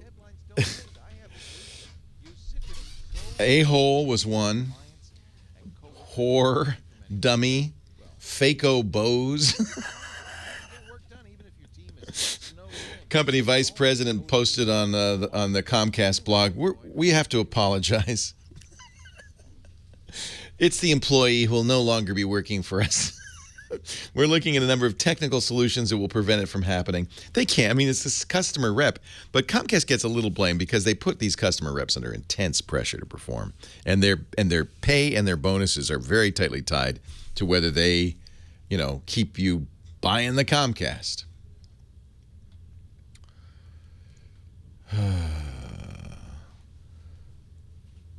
Whore Julia Swano.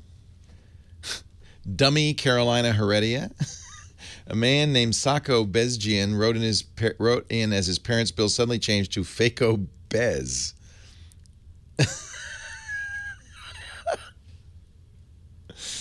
Each and every customer, says Comcast, deserves to be treated with respect.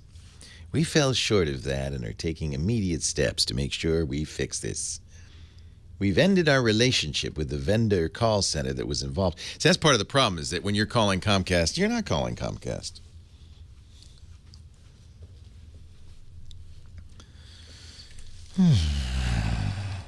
When I have to deal with Comcast, this is a tip, go to the store, the Comcast store. When they're very nice there, and they'll usually just do whatever you ask without fighting you. I think because you're there. It's like they're afraid you might get really irate. Although it is tense to going to a Comcast store is kind of like going to DMV. People are there and they're tense and they're angry, and I've seen several arguments erupt, practically fist fights every time I go to the Comcast store. It's like people are so tense about being there. What I should do is I should do like a Norma Ray, and I should get on the table and go, "It's not us, it's them! Strike!"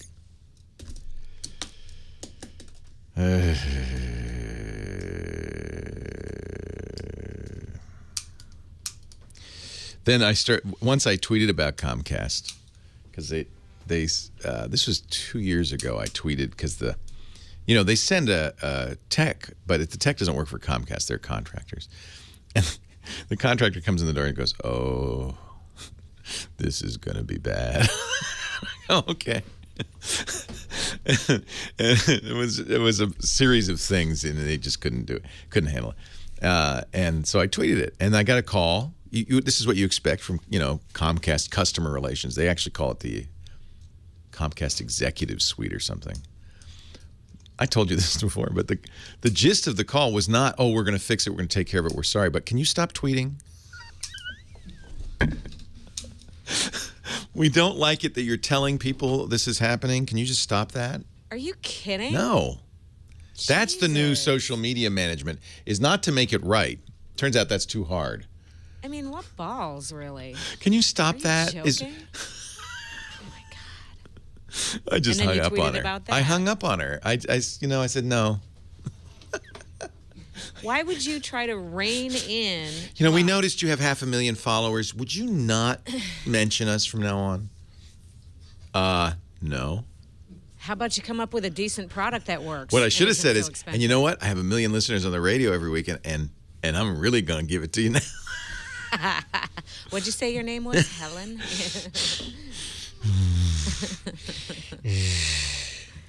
Yay. I've been paying for double internet for 6 months because I'm so afraid of calling. I called them once, and it was so what happens, I'm afraid that they're going to disconnect my internet, that they're going to punish me. 8888 asks Leo. Wayne is in Irvine, California. Hi, Wayne. Leo Laporte, the tech guy. Hi, Leo. You're talking about lunch, that food truck across the street by Farmer's Market, pulled pork sandwiches. Oh, baby, that's a very good one. Have you been there, the Petaluma Market? Yeah. They have a very nice pulled pork. You know, I went on Yelp because I want to know what the best Mexican food in Petaluma was. It's the food truck at Washington and Payran is the best It's the food truck. And the funny thing is the food truck parks across the street from Taco Bell. I feel like they're saying there is an alternative. Anyway, what can I... You're in Irvine. How do you know so much about Petaluma? I dropped by your place one time. Oh, and one of your that's nice. guys told me looking for a place to eat, and your guy said, go across the street to Farmer's Market. The food... It was fabulous. It's fabulous, yeah. What can I do for you? Well, I'm going to talk about one of your favorite things, talk about travel. And I know you were down in Antarctica a couple years ago. And I tried to get to Antarctica. Oh, you didn't? We didn't. In fact, somewhere I have a picture of me and Waz and about 20 other people being told, oh, the weather's too terrible, we can't go. And then I asked the cruise line, oh, have you ever got, because cruise line sells this as an excursion. We were in Ushuaia, which is the southernmost city in South America. And you can fly from Ushuaia to Antarctica, and we bought the excursion to do that. And they make a big show of taking you to the airport, and then the pilot comes out and with some pieces of paper, probably from 3 weeks ago, says, "Oh, see this?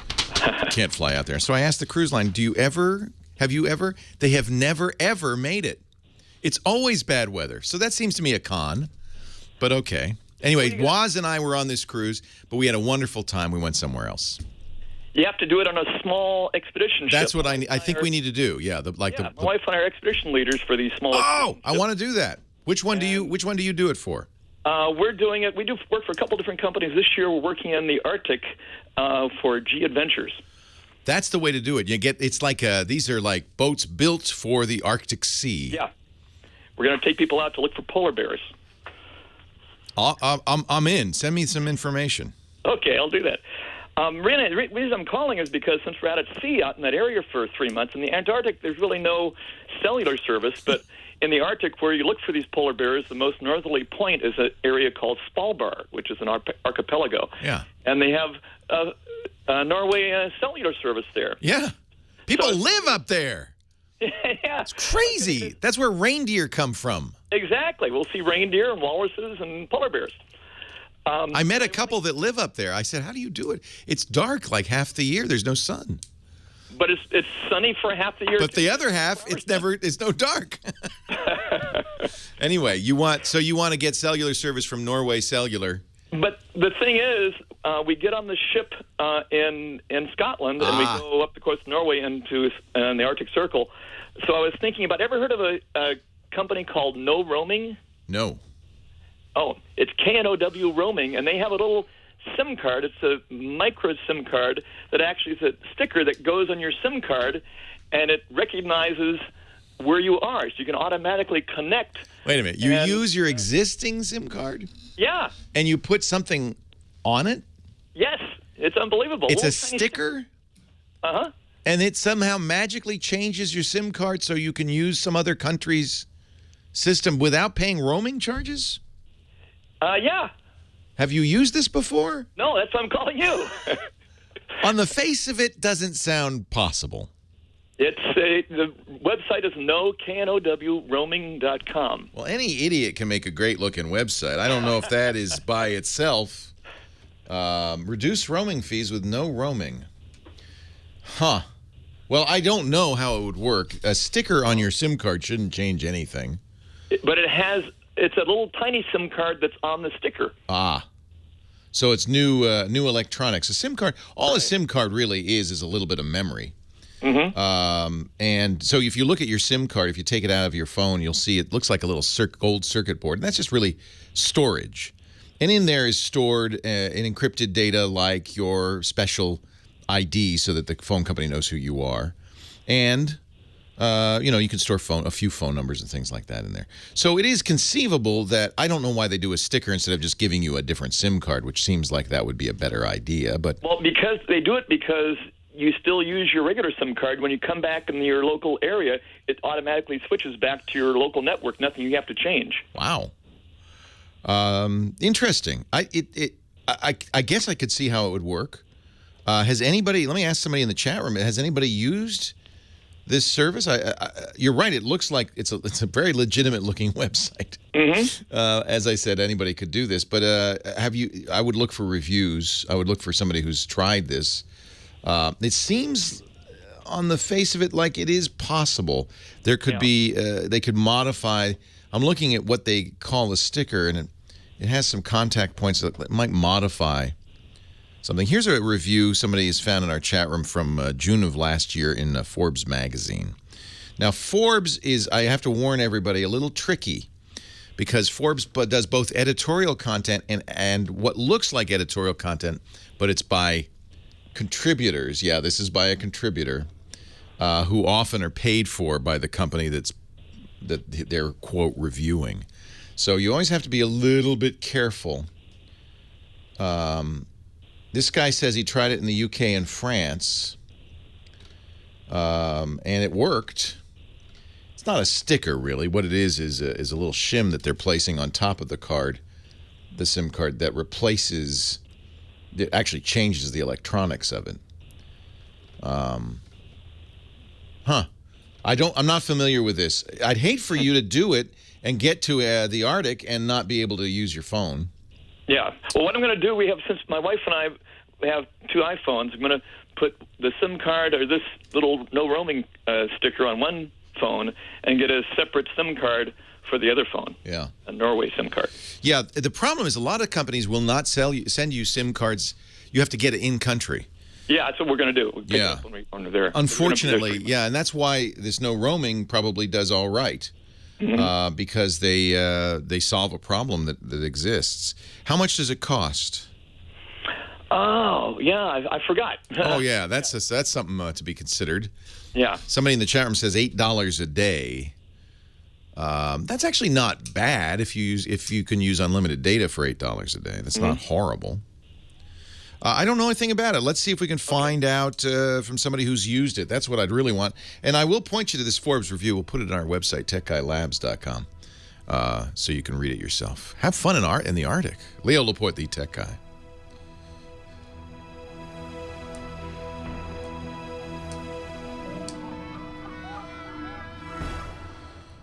So Web4399 is in the chat room. He says they have agreements with cell companies to treat your devices local. That's what you want. So you pay local data rates.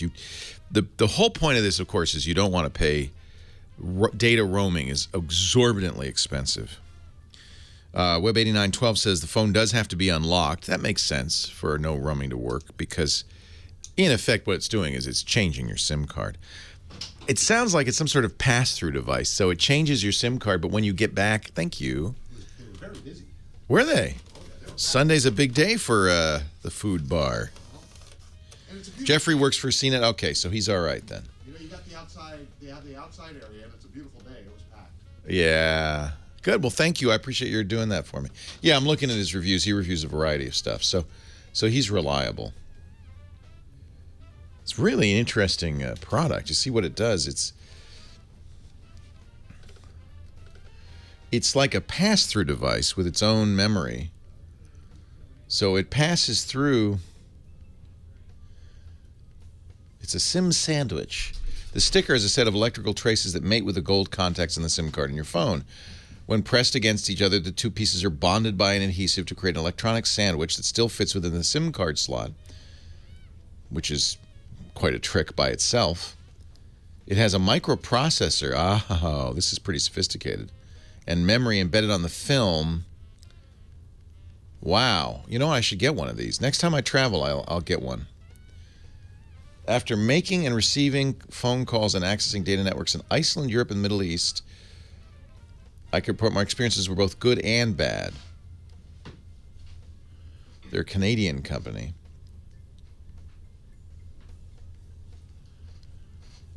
They simulate local SIM cards remotely. Huh. It's very intriguing. Very intriguing. A tricky thing to do, but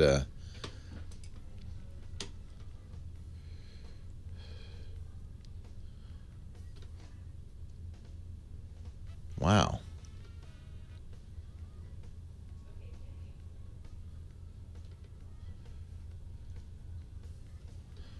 I'll try it in Europe in June. Let you know. Speaking of Europe, let's go to Germany and the Luminance Cottage or whatever it's called. I can never remember the name. Viewfinder Villa. Viewfinder Villa.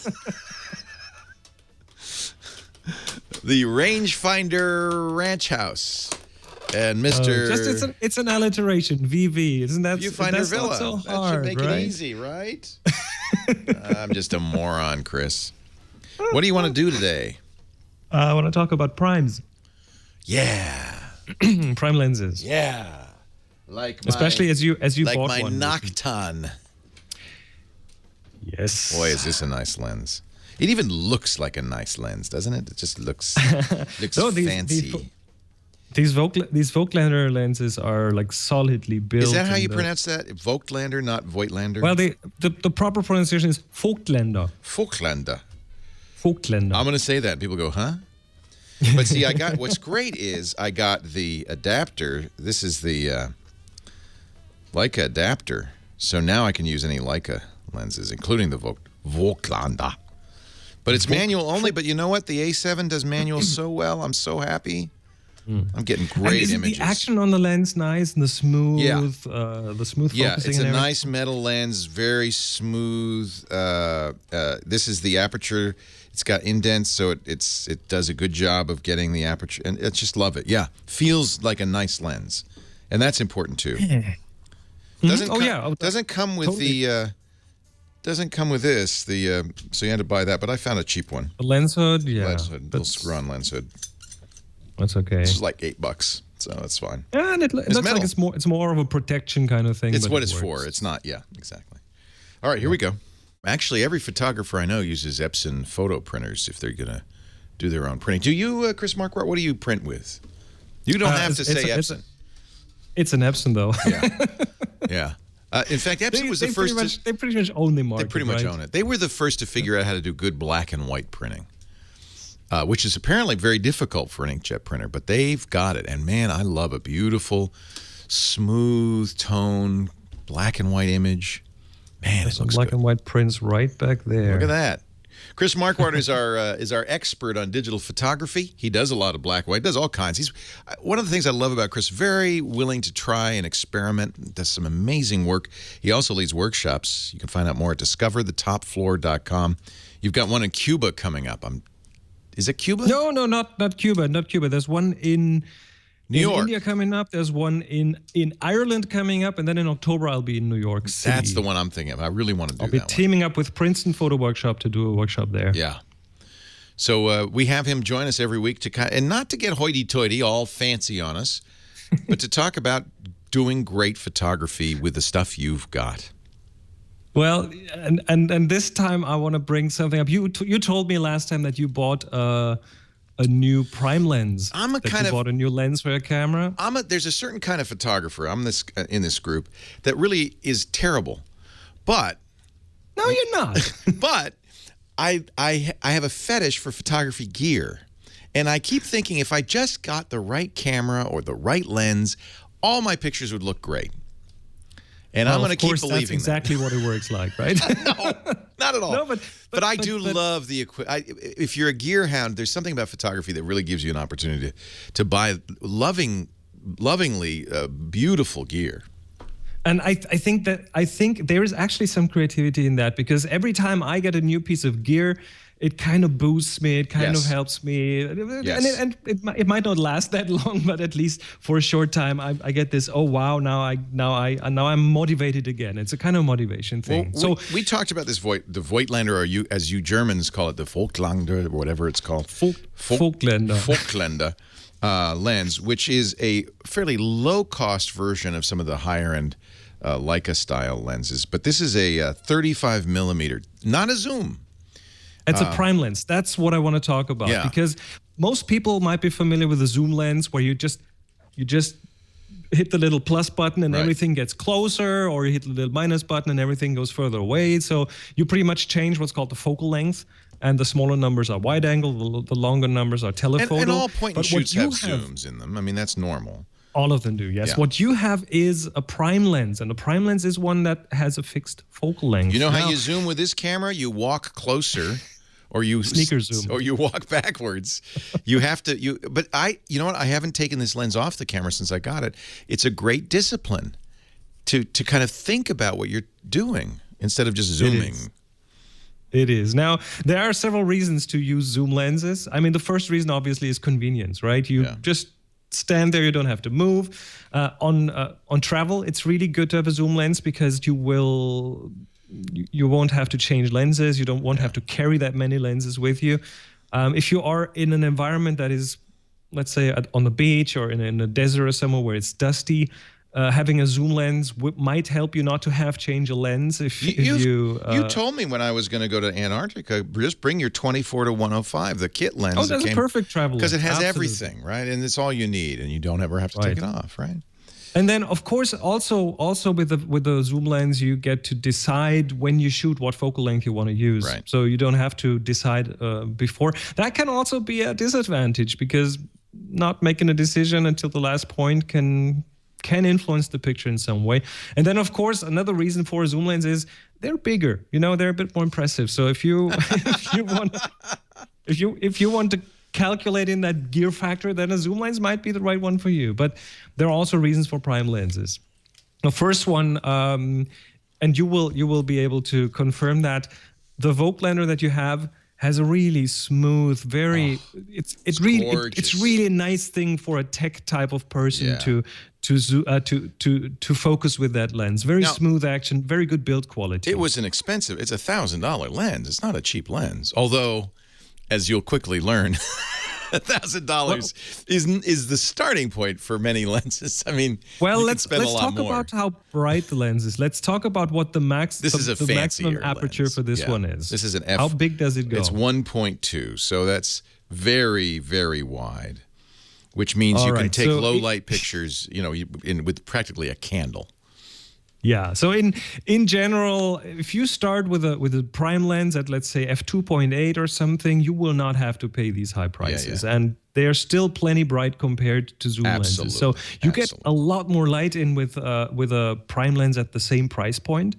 And then usually you also end up with a bit better image quality. I mean, zoom lenses nowadays are amazing, but the image quality for prime lenses is typically at the same price point typically better. Yeah. And then the having to decide up front, the sneaker zoom, the lens kind of forcing you into actually walking a bit closer or going a bit further away, that is actually from a photography point of view, from a creative point of view, it's the prime lenses, I call them great teachers. They are wonderful teachers to help you learn more about photography. Well, this is worse because not only is this a prime lens, so I can't zoom, it's a manual focus lens. So, which, at first I thought, nah, I'm too lazy to do that. But in fact, there's something to be said for having to really think about what you're doing and take a picture. And I really love, it does teach you. So I've been very happy. I took some pictures of my colleague, Megan Maroney. They're great. It's a great portrait lens. Oh yes, yes, beautiful. Isn't it the same with a lot of different things? The moment when you actually have to put a little bit of work in, and in this case, it's the focusing, it's the walking, it's the moving around the subject to find a good angle. Yeah. The moment you have to put a bit of work in, that's when you learn. That's when all of a sudden things stick. Things will stay with you.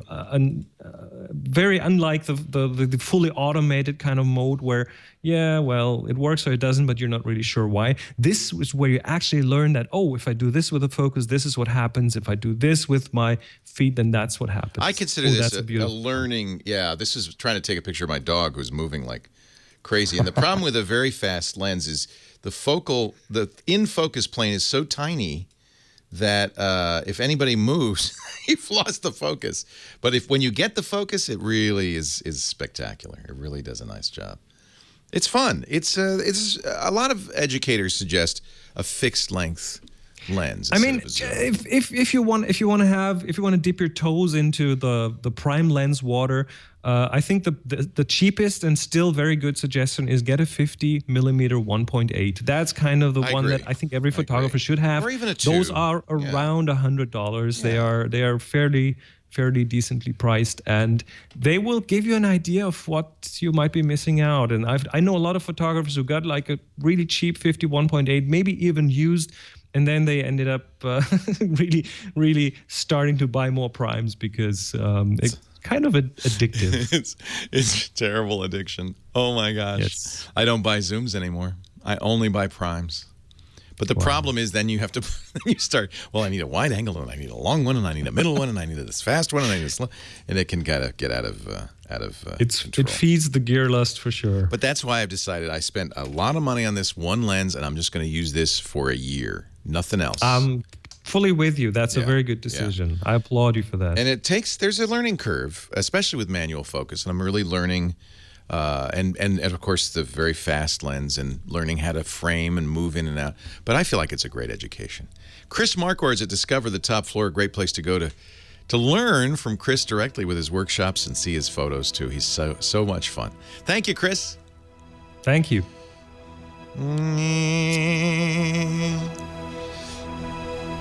Yeah, I love this lens. As you can see, I'm still learning a lot. I'm not very accomplished with it because it's so easy to take it out of focus. Yeah, but it's so much fun to finally get something great out of such a lens, and that is when you have this wonderful sense of achievement. It made me sad because this is a great picture, but unfortunately the necklace is in focus. It's slightly out of focus. It's slightly out of focus, and that's a little frustrating.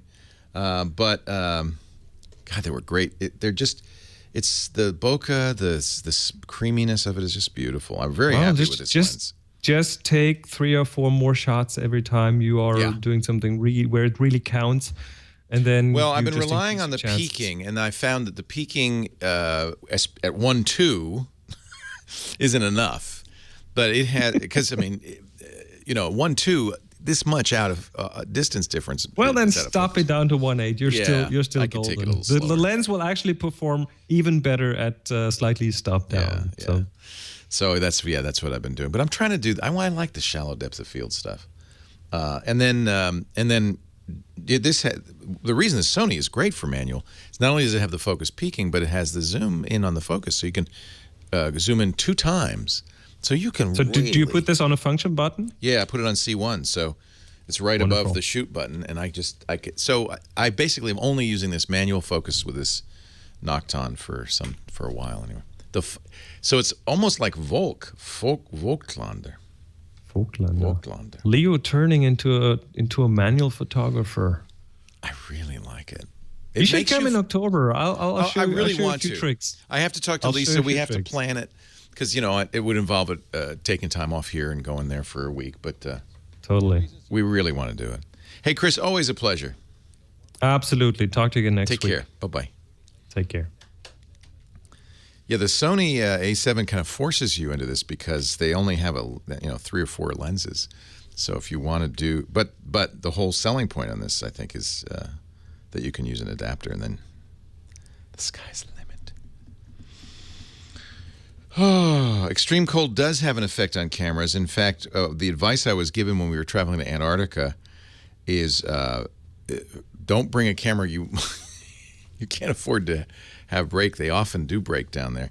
The biggest problem, of course, is going from warmth to cold because you'll get condensation. So you want to you don't want to keep the camera in your coat where it's nice and warm and moist, and then take it out in the very, very cold air because you will ruin the camera. And sometimes very low temperatures can cause problems with the camera mechanics. But a lot of the higher end cameras are designed for tough weather conditions. But I remember reading. A friend of mine had a 5D Mark III, I think, that she lost in Antarctica. It just stopped working. So take a camera you can afford to lose, I guess. Chris is in the chat room if you want to ask him more. Yeah, 34 below, you guys. I don't know what to use. Our show today brought to you by Prosper. I love this idea. It's really interesting how Silicon Valley has changed so many of the kind of staples that we're used to using in the world. In this case, the loan, the bank loan. When you need money, a small amount of money, relatively small amount of money, but you need it quickly, where do you go? You can, I guess you can ask a friend. Bad idea. Don't borrow from friends. You can use your credit cards. Yeah, if you want to pay through the nose, you can find a loan shark if you don't mind your kneecaps getting. Or you can go hat in hand to a bank. Not anymore. There's another place better than the big bank loan. It's Prosper. They call it peer-to-peer lending. And the sharing economy, this is another area where it's just really changed how we do business by connecting directly with the people who have the services we need. You can kind of make it simple.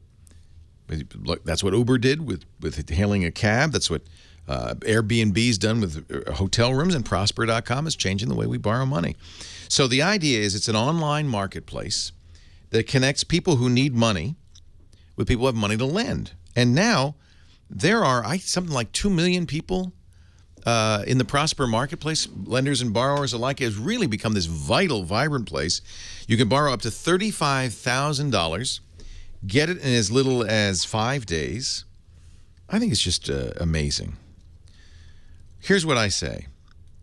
Borrow, if you want to pay off high-rate credit cards, plan a vacation, fix up the house, fix up your business, maybe do some marketing, whatever. $35,000 in 5 days. Check your rate. It will not affect your good credit by going to prosper.com/twit. It's very easy. Friction-free. Prosper.com/twit. And to make it even a little bit nicer, we got a little sweet in the pot here. Prosper's offering Twit viewers a $50 Visa gift card when you get the loan. So, just to review, Prosper, peer-to-peer marketplace, lenders, borrowers, up to $35,000 in 5 days, and a $50 Visa gift card at prosper.com/twit. Get your rate today. See how it works for you. Prosper.com/twit. Oh, I should eat my lunch. You should stare at Heather while I eat my lunch. So, Hell's Bells, awesome. Oh, good. Zapparella was fun. I'm in love with Gretchen Menn. She's amazing, the lead guitarist. It's just incredible. And the drummer, oh my God, really great. But as a whole, the band was, when Hell's Bells came on, and they didn't look as good, but they were so good, people just went crazy. Oh, great. Went crazy. And it was more like they were good as a band, and the music sounded great. I think Zapparella, they had some real amazing skills, but it doesn't move you as much as Hell's Bells did. Hell's Bells was incredible. They need to pull it together? I don't know. They're very talented. Yeah, I just think it's interesting. Like, sometimes bands are better because all the members are, like, really friends. Yeah, maybe that's it. There's something that goes on. Yeah, maybe that's it. They're together more. Boy, Hell's Bells was incredible. Incredible. Eric, Northridge, California. You're next. Leo Laporte, the tech guy. Hi, Eric. Yeah, good afternoon, Eric. Not Eric. I'm Eric. You're Eric. I'm Leo. Yes. Hi. Good afternoon, Leo. Thanks for taking my call. Hey, before I ask my question, I wanted to make a quick suggestion. Maybe your forum might be a great place for discussion of this, like when you do your intros to the show, or maybe you can direct us where we can find information on this. Is there really any changes being looked at in our government to changing our government data, what I'm getting as our Social Security numbers, this antiquated system of a number on an actual piece of paper that they mail to you in the mail? Are we looking at any kind of biodata in the future or anything like that? Maybe that's a topic you could discuss one day. We need to, and the recent Anthem security breach is a really good example. Anthem is a big insurer. That's what I'm thinking about. 80 million customers' Social Security numbers were leaked. And the problem, among other things, the problem, of course, is that if I have your social, date of birth, and an address, I can get credit cards like crazy. I mean, that's all you need for identity theft. And the real problem with your social is, first of all, it's not supposed to be used as identification. It even says that on your card because it's very hard to change your Social Security number. The government does not want you to change it, because they want to keep track of your earnings from birth to retirement. And it's much easier if it's just one number. And so you can change it, but the steps required and the reasons allowed are pretty tough. You have to be a victim of identity fraud, for instance. Well, you're a leader in this field. Help us lobby for that. Well, we definitely need to fix this because everybody's social is out there, and it's really a problem. However, go ahead and float the idea of, for instance, biometrics, which is what you did, using your iris or some other body part to identify yourself. Stored on and wait and see the furor. I mean, imagine the furor you're going to have politically to get that through. People don't want a national ID card. They don't want the government to have this fingerprint database. And so that's going to be very difficult. I know this is a tough one. I agree. It needs to be solved, but it's a larger problem than just the government. It's the fundamental problem of the internet, which is, we call it authentication, proving you are who you say you are. Until 20 years ago, you didn't have a password. Now you have hundreds. This is something brand new because of the internet, this idea of how do you prove you are who you are? Yeah. And it's a mess. Well, people should know that the government has most of our fingerprints already. All this fingerprint stuff we're doing through live scan and all kinds of other things, the government already has our fingerprint. Yeah, but then remember, and you know how big an issue that is. Yeah. Right? So, I know people who will not give their fingerprint. You know, at Disneyland, they used to use a fingerprint to get a pass. They used to do this. And I know people who use their knuckles. They won't do it. Yep. So, can I ask you a question, actually a request? Yes. There is a process that you regularly suggest for us on the show that I'm attempting to complete, but I would like to ask you if you could sort of review it, outline it here for us quickly. I think it's really only about a 5 or 6 step process, and that's basically to save your computer. You're always talking about through an external hard drive, first always saving your data, but secondarily, when you have a problem, imaging your computer. Yeah. Imaging, and that's a more difficult process, but I think a novice could handle it.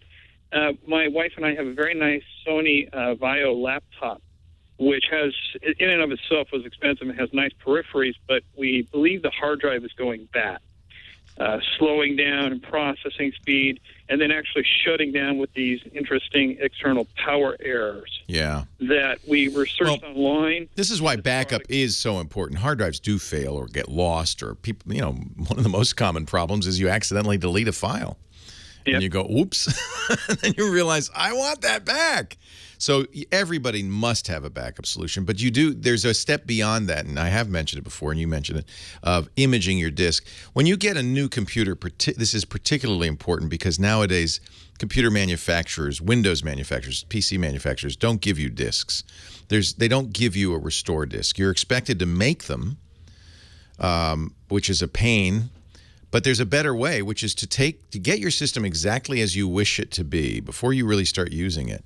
Add all the apps you want, add all the updates so it's completely up to date, and then making a disk image. It's like making your own recovery disk. And there are a lot of tools, both free and paid, to do this. Acronis TrueImage is a popular paid app. I've used drivesnapshot.de. That's paid, but very easy and good to use. There are free solutions like Clonezilla, which require you to use a Linux boot disk. Go ahead. When we bought a WD external 1 terabyte, nice external. It came with software. Yeah. It comes with the ability through their website to use Acronis. Yeah, which you should do. To my questions about the steps in the process. A couple of questions, maybe you could give this step process. Sure. Is how do I know when what I have on that peripheral drive, once I've tried to image it, is exactly what is on the computer? How do I know what all the partitions? That's, I guess. Yeah, that's why you want multiple. That's why you want multiple backup solutions, because if one fails you, at least you have another choice. So typically, a disk image does one and only one partition. So if you want to, there are, and this Western Digital, I think, gives you one. There are bit copy programs that will go sector by sector and pay no attention to the formatting and the contents of the disk, but literally copy the whole disk. But most of them are not imaging. They're merely for cloning one disk to another.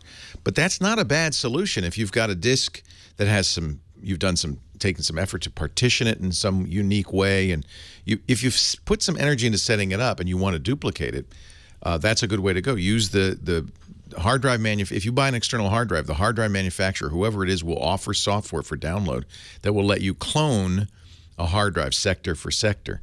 Not a bad idea to buy a disk, clone your boot disk, and put that thing away. Put that clone away in case you need it down the road. Well, how do you get it now from the peripheral drive that you've imaged it to? Right. How do you get it to the one you're going to? Well, you'll have to get a new one, put one in or boot to it, and then do the same process of sector to sector cloning back, right? So you install the new one, which is obviously a blank slate. You install that. Yeah. And then you sector to sector. Yeah, you put the backup drive on a USB. You're going to have to run some software, right? So often the case is, in this case, it's true that you will want to make a boot disk, a boot CD, or a boot USB key that contains the software. That's they said to do as well, which we did. And then you'll have the software. You can run it from the USB disk, USB key, and do the recovery.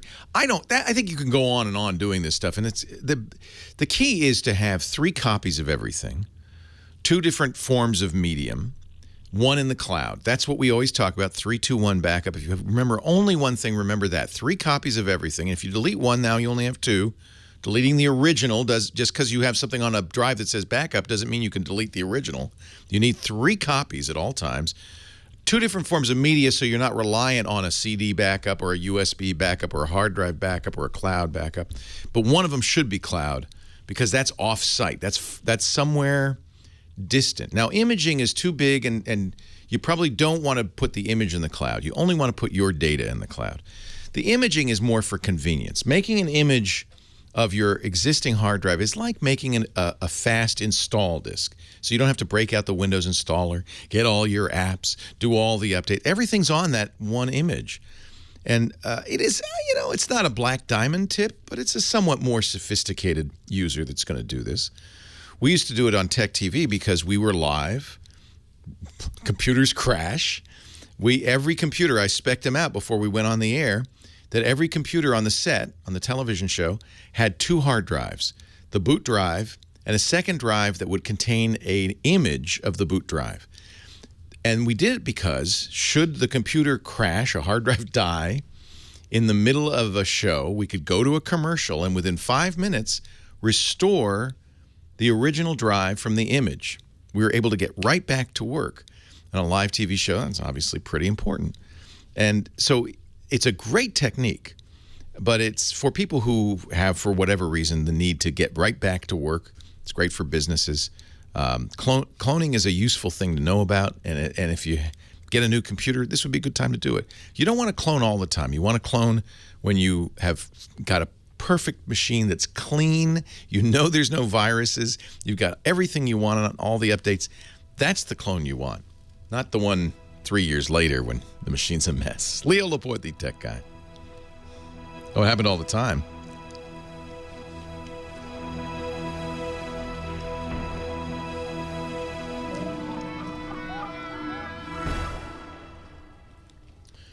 I can remember half a dozen times when we had to, when the system would crash, we go, we'll be right back. And we'd restore. It was a good protocol. I take credit for it. I invented it. This one is an A7S, but I have we bought the original A7R, which Lisa kind of uses. That's the 36 megapixel. And then I bought the A7S when it came out. It's 12 megapixels, but really good low light. And then the A7, if you're going to buy one, get the A7 II, Mark II. That's the one Lisa's using, and it's really great. The ergonomics are better. It's a really nice camera. And it has the 5-axis image stabilization. And it's cheap, $1,700. Yeah, I love this A7. The whole A7 line is highly recommended if you're about to buy a DSLR, because it's mirrorless, so that makes it lighter. It's kind of hard to tell with this Voigtlander on there because it's so big, but it's much smaller than my 5D. It's full frame, and because of its narrow fit, can handle a lot of adapters. And so the negative on the system is that they don't have a lot of native lenses yet. Although Sony's pretty committed to this, so I think they will. But you can use any lens, and it's really good at manual focus, which is kind of the main reason. The red carpet begins in an hour. Does it really? 2:00. Dang. Has it started raining yet, or it stopped? Oh, is it going to rain? I think it's going to rain on the celebrities. Oh, good. That's so sad. Nothing like a wet celebrity. It'll show you who's truly beautiful, because they won't wither and have their mascara run or whatever. That's right. I don't know. I bet George Clooney looks good wet. Oh. Just saying. I don't know. He is one gorgeous man, isn't he? Wow. If I could be one person, it would be George Clooney. He's like cool. Used to be Sean Connery, but he's gotten old. So now I want to be George Clooney. Because he seems really nice, too. He seems sweet. He seems handsome. He seems smart. He's wry. I like wry.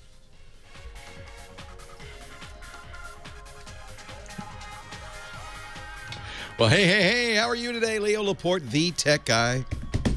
Time to talk high tech at 8888 Ask Leo. That is the phone number, 888-827-5536. Toll free from anywhere in the U.S. or Canada. And you can also call. I know we have a lot of listeners on the internet. You can call via Skype if you're outside those countries and reach us. The website is techguylabs.com. Use that to get to the chat room, to see the answers to previous questions, to listen and watch previous shows. It's all there. techguylabs.com. Last week, we were talking about, and I ordered it, this crazy tablet from Winbook. Micro Center was selling it for $59 plus shipping. And I thought, wait a minute, what? Is it Android? No, it's a full Windows 8 tablet. Not even like RT, I mean Windows, and includes a year of Office 365, which by itself, if you paid for it, would be over $70. So it seems on the face of it impossible, but I did order it. I thought, well, this is an inexpensive one I can review. And I got it this week, and I've been playing with it, and it's really quite remarkable. Now, I noticed that Micro Center jacked the price up as soon as we started talking about it, so I don't know if it's still $59. I got it from Amazon for $69, which included shipping. I have to say, Windows 8, one of the advantages of Windows 8 now is it's you log into your Microsoft account, and it kind of customizes it from scratch to all this, like my desktop appears, everything that all the apps that I reinstall. So it's really an easy way to start a new machine.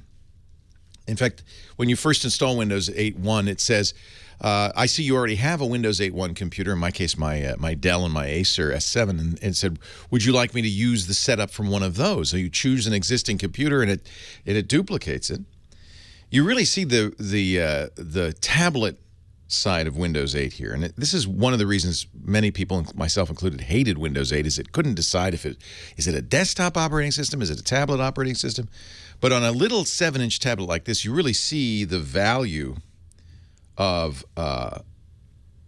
this kind of tablet interface. The touch works very easily. I'm in the chat room in here, and it's a really great second screen. You could watch movies on it. 1280 by 800, so it's high def. There's a couple of negatives. $59. It's got terrible cameras, but who cares, right? It's good enough for Skype. It doesn't have, this is kind of a negative. And the Dell, which is about $20 more, has a Windows key on the front, which Windows 8 tablets are supposed to have a Windows key because that's how you get back to the desktop. This one, like some of the other low-cost tablets, has a Windows button that you press. It'll bring you back to the Windows screen. But I think that's not as elegant. On the other hand, if that's how they had to save money, for $59, who's going to complain? And yeah, you get Microsoft Office. Somebody was asking, when you buy it, do you get Microsoft Office on the tablet, or do you download it and then use a serial number? You get a serial number. So somebody said, you could just buy the $59 tablet and sell the serial number for more, or at least for something like what you paid. And if you didn't need Office, in fact, I could sell the serial number because I already have Office 365 and I wasn't able to use the serial number.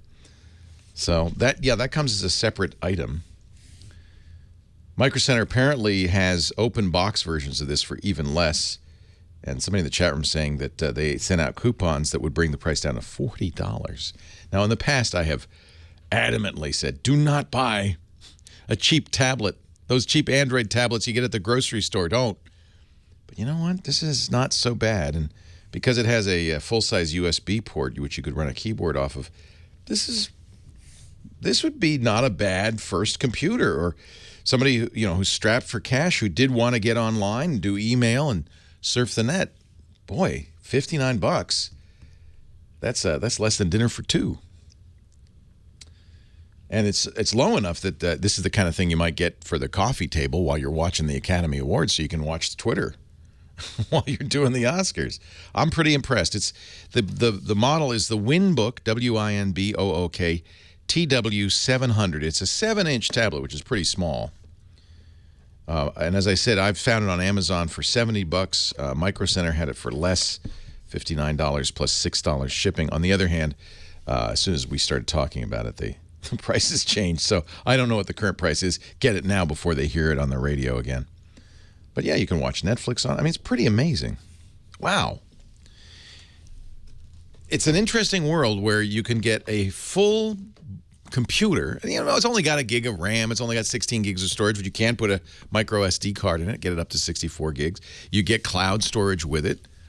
It's an interesting world we live in. Amazing. And the thing sometimes you forget is that even 10 years ago, computing was pretty unreliable. You'd get a lot of crashes, unpredictable. It's gotten very solid, very stable. And I feel like very useful. We've come a long way, I guess, is the bottom line on that one. 8888, ask Leo, that's the number. Yes, somebody asked, can you connect a monitor to it? You sure can. It has a mini HDMI port on it, too. We connected up a monitor. We were watching YouTube videos on it. That's pretty amazing. Kathy in Oxnard, California. Leo Laporte, the tech guy. Hi, Kathy. Hi, how are you? I'm well. How are you? Trying to figure out the wonders of my brand new printer. I have a MacBook Pro that's only a couple years old, and I just replaced my printer yesterday with the Epson Workforce Pro. Good for you. That's a sponsor of the show, so. And that's where we heard about it, so I went out and got that one. Okay. My problem is I have installed all of the software. I uninstalled it, reinstalled it. One of the reasons I wanted this particular model is because the ability to scan to my computer. But when I go to the touchpad on the actual printer, it doesn't see my printer, in the lineup. But I can. Can you print to it or just not scan? I can print to it just fine. I finally opened up one of the, I think it was document capture from my computer, and if I put papers in the feeder, it'll scan through and then dump it back onto my computer. Oh. But I can't scan from the... you can't from the front panel. Right, exactly. And I use that function a lot for what I do. Yeah. I use my Workforce as a scanner all the time. And it's really nice to have a printer and a scanner. And, of course, most modern printers now, you don't have to connect to the USB port. You could just use it in Wi-Fi. So you could put the printer somewhere out of the way, convenient, and then wherever you are in the house, print to it or use it as a scanner. I really appreciate that feature. I don't know what the answer is because I have not tried to use the front panel. I always use the computer to do it. Oh, okay. One thing actually I have. I take it back. But I'm sure there's other ways to do this. But one thing you can do that the Workforce has, I think yours will. I'm not sure if it's model specific. Mine does. I have a 4630, I think. You can scan to the cloud. So if you have a Google Drive or Dropbox or a cloud storage account, I use it with my Google Drive, and I love this.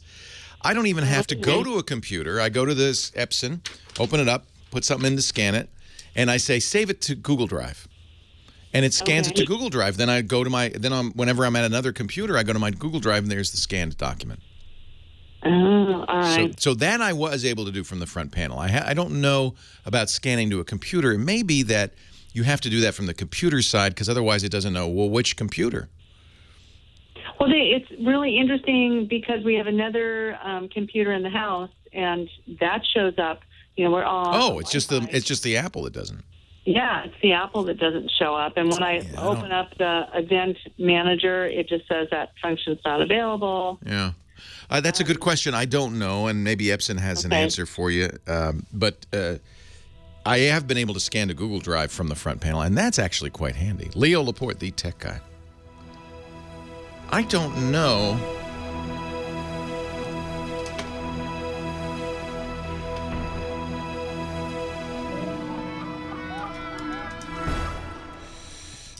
You know, and just because they're a sponsor doesn't mean I'm an expert. I'm not the tech support for Epson. But Epson 4630 scan to Mac. Let me just see if they have a troubleshooting page somewhere. Yeah, I think here it is. So we'll put a link in the show notes.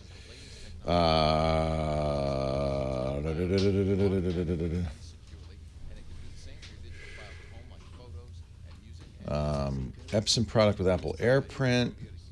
Printer is offline when I try with wireless. What are the port numbers? How should I load them? Scanner not ready or Epson scan will not start. What should I do? Is this the one? There are settings apparently that may be specific to your scanner. Epson seems to have pretty complete. I'm looking at the Epson help page. I should show you. Seems to have pretty complete help. See the message: scanner not ready or Epson scan will not start. In office when I try to print with a Wi-Fi connection on my Mac. Well, I would suggest going to the FAQs. They have quite a bit of information. I'm sure it works. I feel fairly confident that it works. But you're right, I haven't done it, so I don't. I see the message: scanner not ready or Epson scan will not start. What should I do? Make sure progress.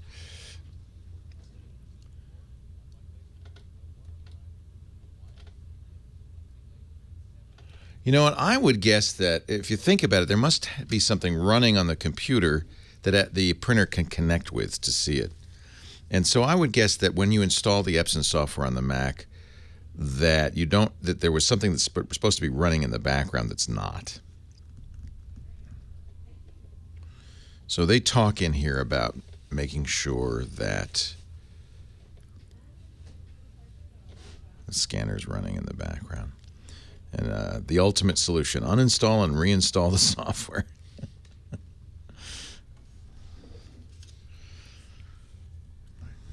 I think you have to reinstall the software, I would guess. I don't know. Anyway, I hope that helps, Kathy. And pray. Yeah. Get a dead chicken and swing it around your head.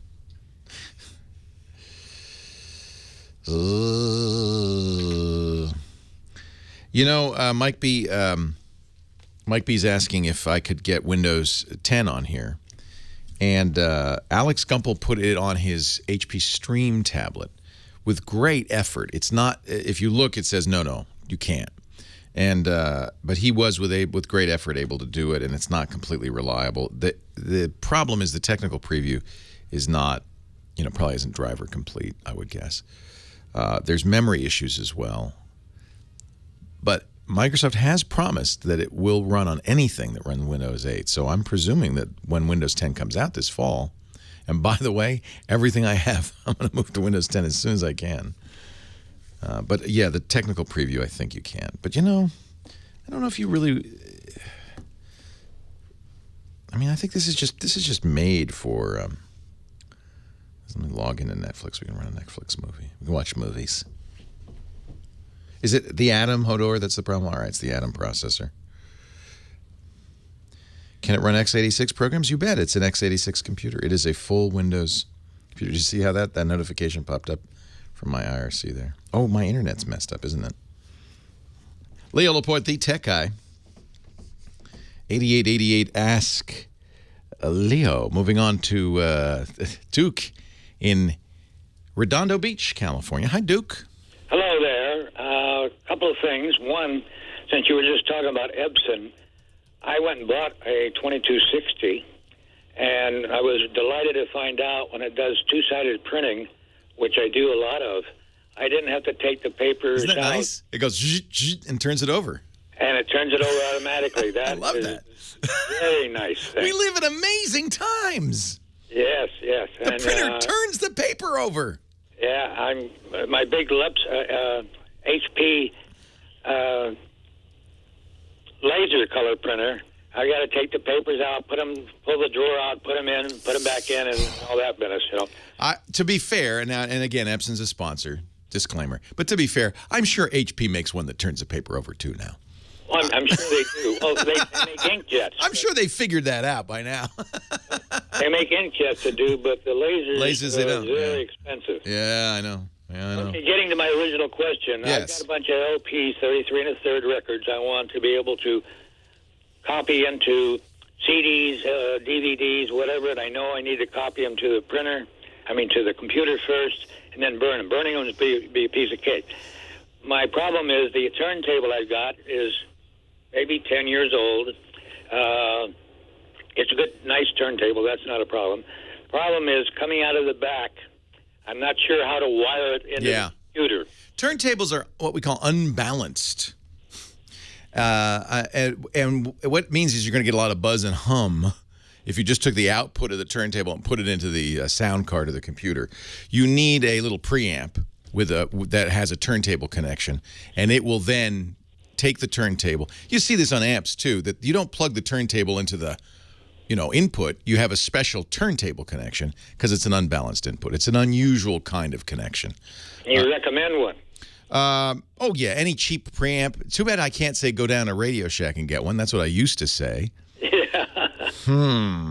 But, you must have, if you have a turntable, you must have an amp that you connected. Do you listen to records on it? Yeah.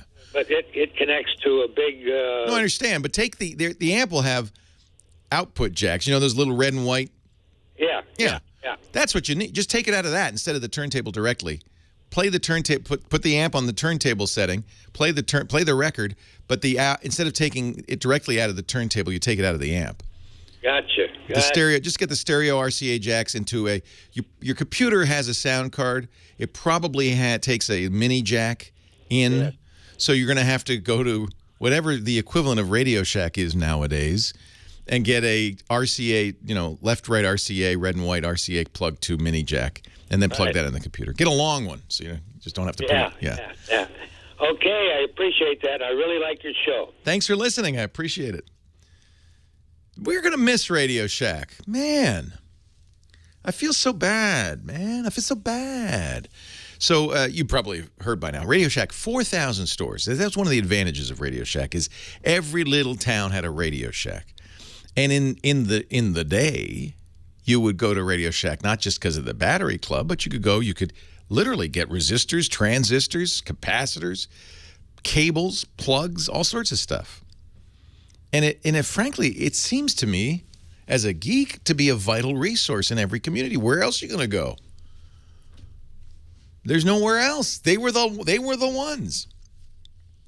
I think they turned their back a little bit and made a mistake. They turned their back on that crowd, and they started becoming kind of a cell phone, remote controlled dump truck store.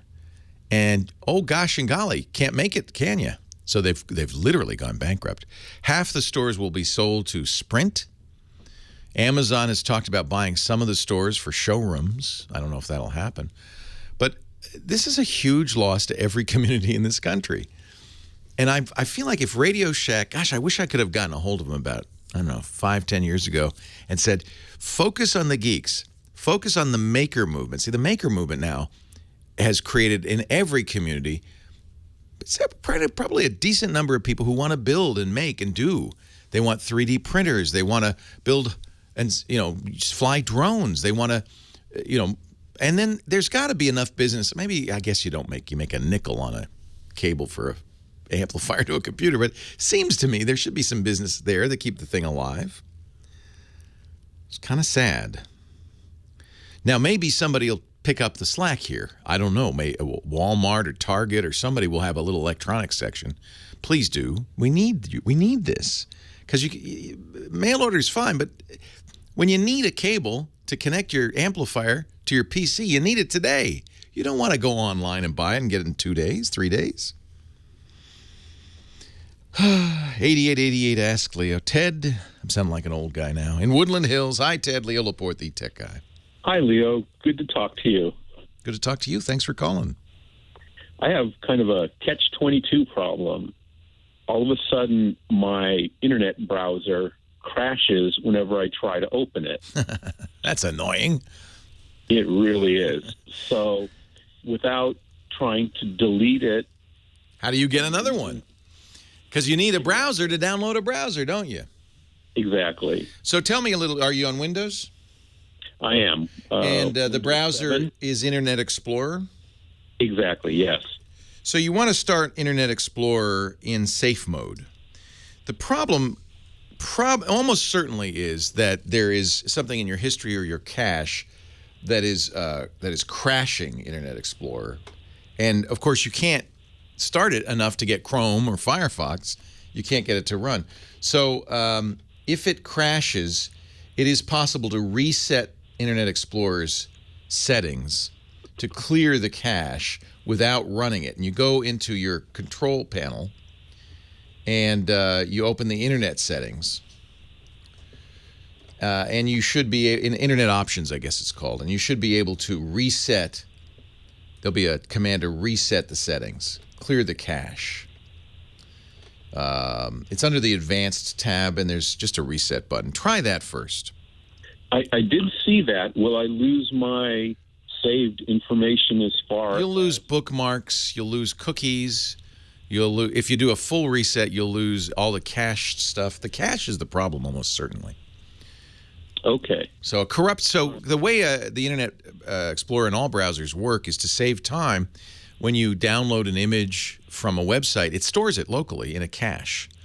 If that were to get corrupted, and that's easy enough, a little mess up on the hard drive, which happens all the time, and suddenly loading that picture just goes boom, kills it.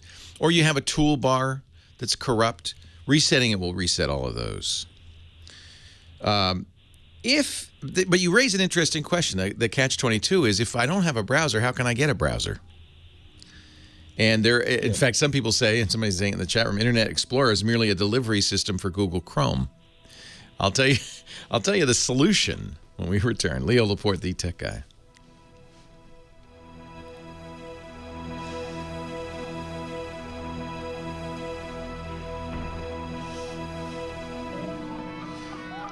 Thank you. Ford McCord has the quick and dirty way. Hit start, type Internet Options in the search box, click the Advanced tab, press the reset button.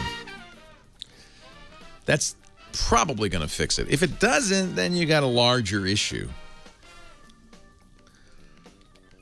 But the chat room, Mike saying you can FTP a browser. And believe it or not, you have FTP capability on all Windows machines. ftp.mozilla.org. You could download Firefox.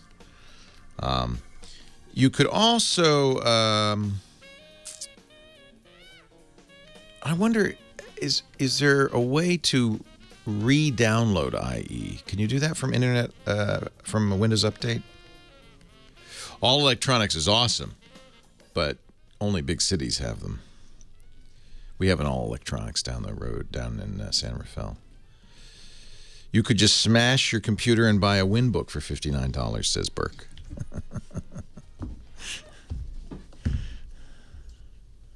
Yeah, Telnet and IRC, Beef. That's the way to do it. Yeah, have somebody go down to the local user group and talk to the floppy disk shareware librarian. He's the guy sitting at the card table with all those floppy disks, and ask him to borrow a copy of Mozilla. So you can't uninstall IE. Okay, so that's another way to do it. It's to go into Add, Remove, or Programs and Features in Windows 7 and then uninstall IE. I love the Winbook. Well, for the price, it's pretty good for the $59. Yeah. Oh, there's a repair IE in Add Remove Programs. Cool. Coolio. I guess I could do that on my Winbook. People always yell at me because I don't have a Windows computer here. But this isn't a Windows computer. This is a Windows 8 computer. Very, very different. For instance, good luck getting to the control panel. I guess I have to go to desktop first, right? And then go to the control panel. Oh, but you can't, you don't do, oh, Oh. Let's see. Programs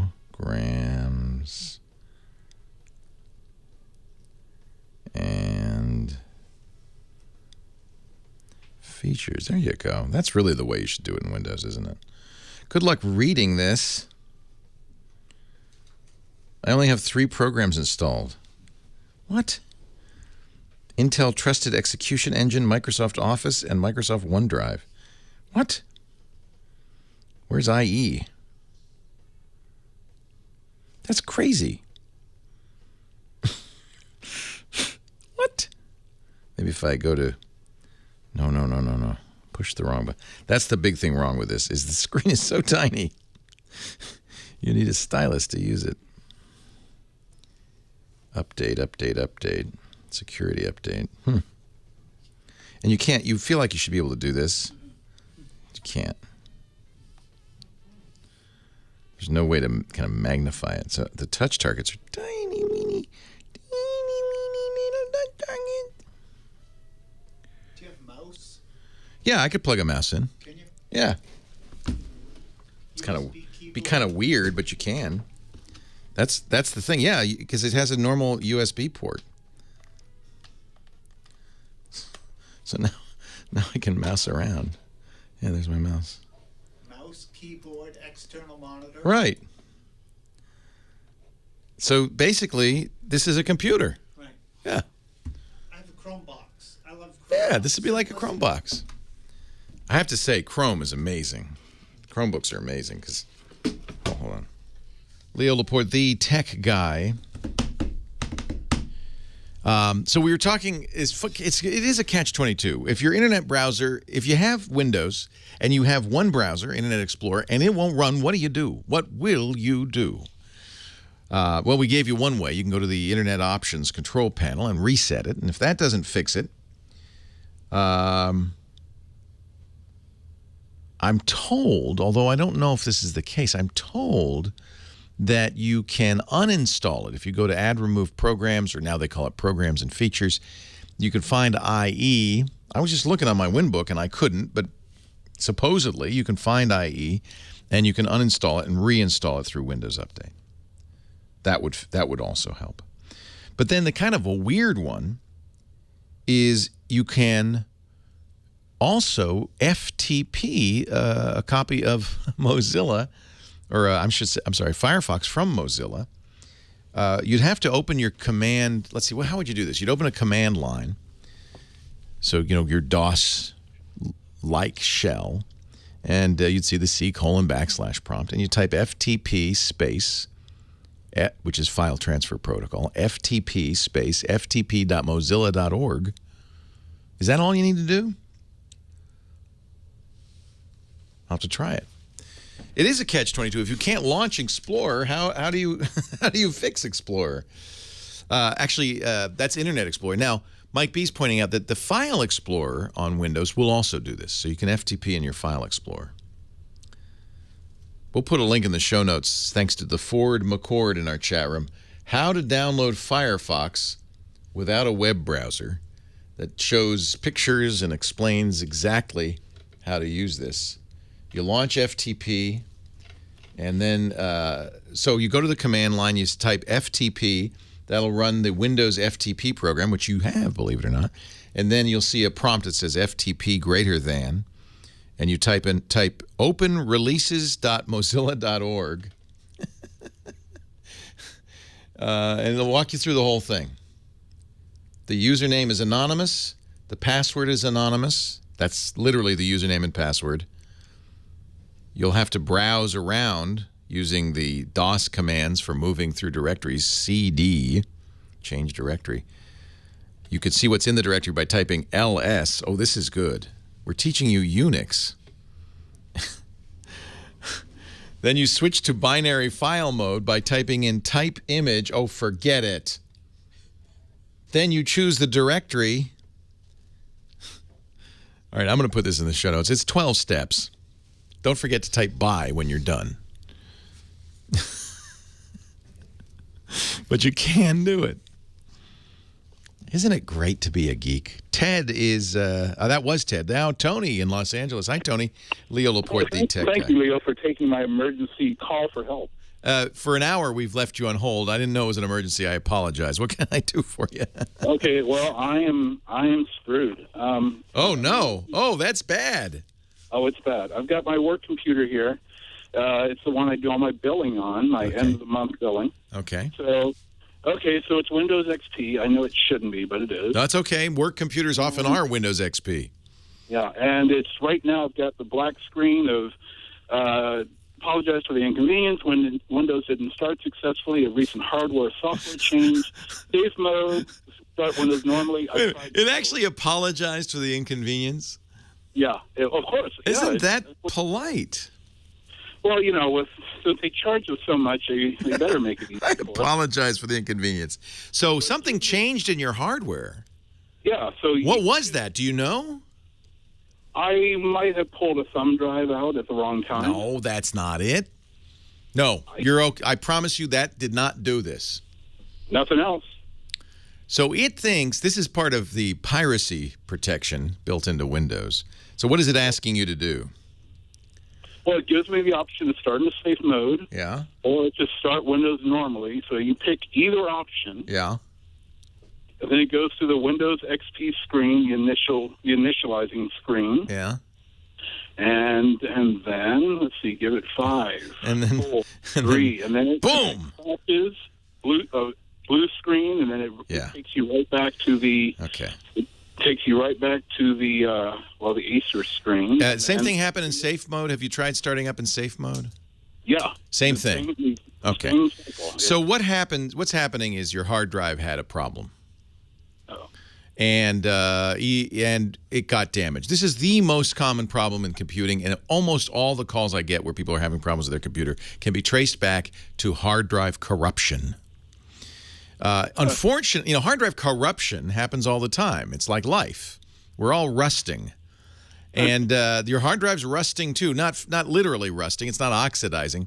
But it broke its spine. Little bits are flaking off all the time. Believe it or not, okay, everybody laughs at me when I say this. Cosmic rays. I'm not making this up. You've got particles coming from the sun hitting you and all of us all the time. The atmosphere protects us somewhat, but there are still subatomic particles hitting us all the time. And if it hits the hard drive at just the right spot, it can flip a bit. It's all it takes to turn a 1 into a 0. Now, the hard drive is like the planet Earth. It's mostly ocean. It's mostly empty space.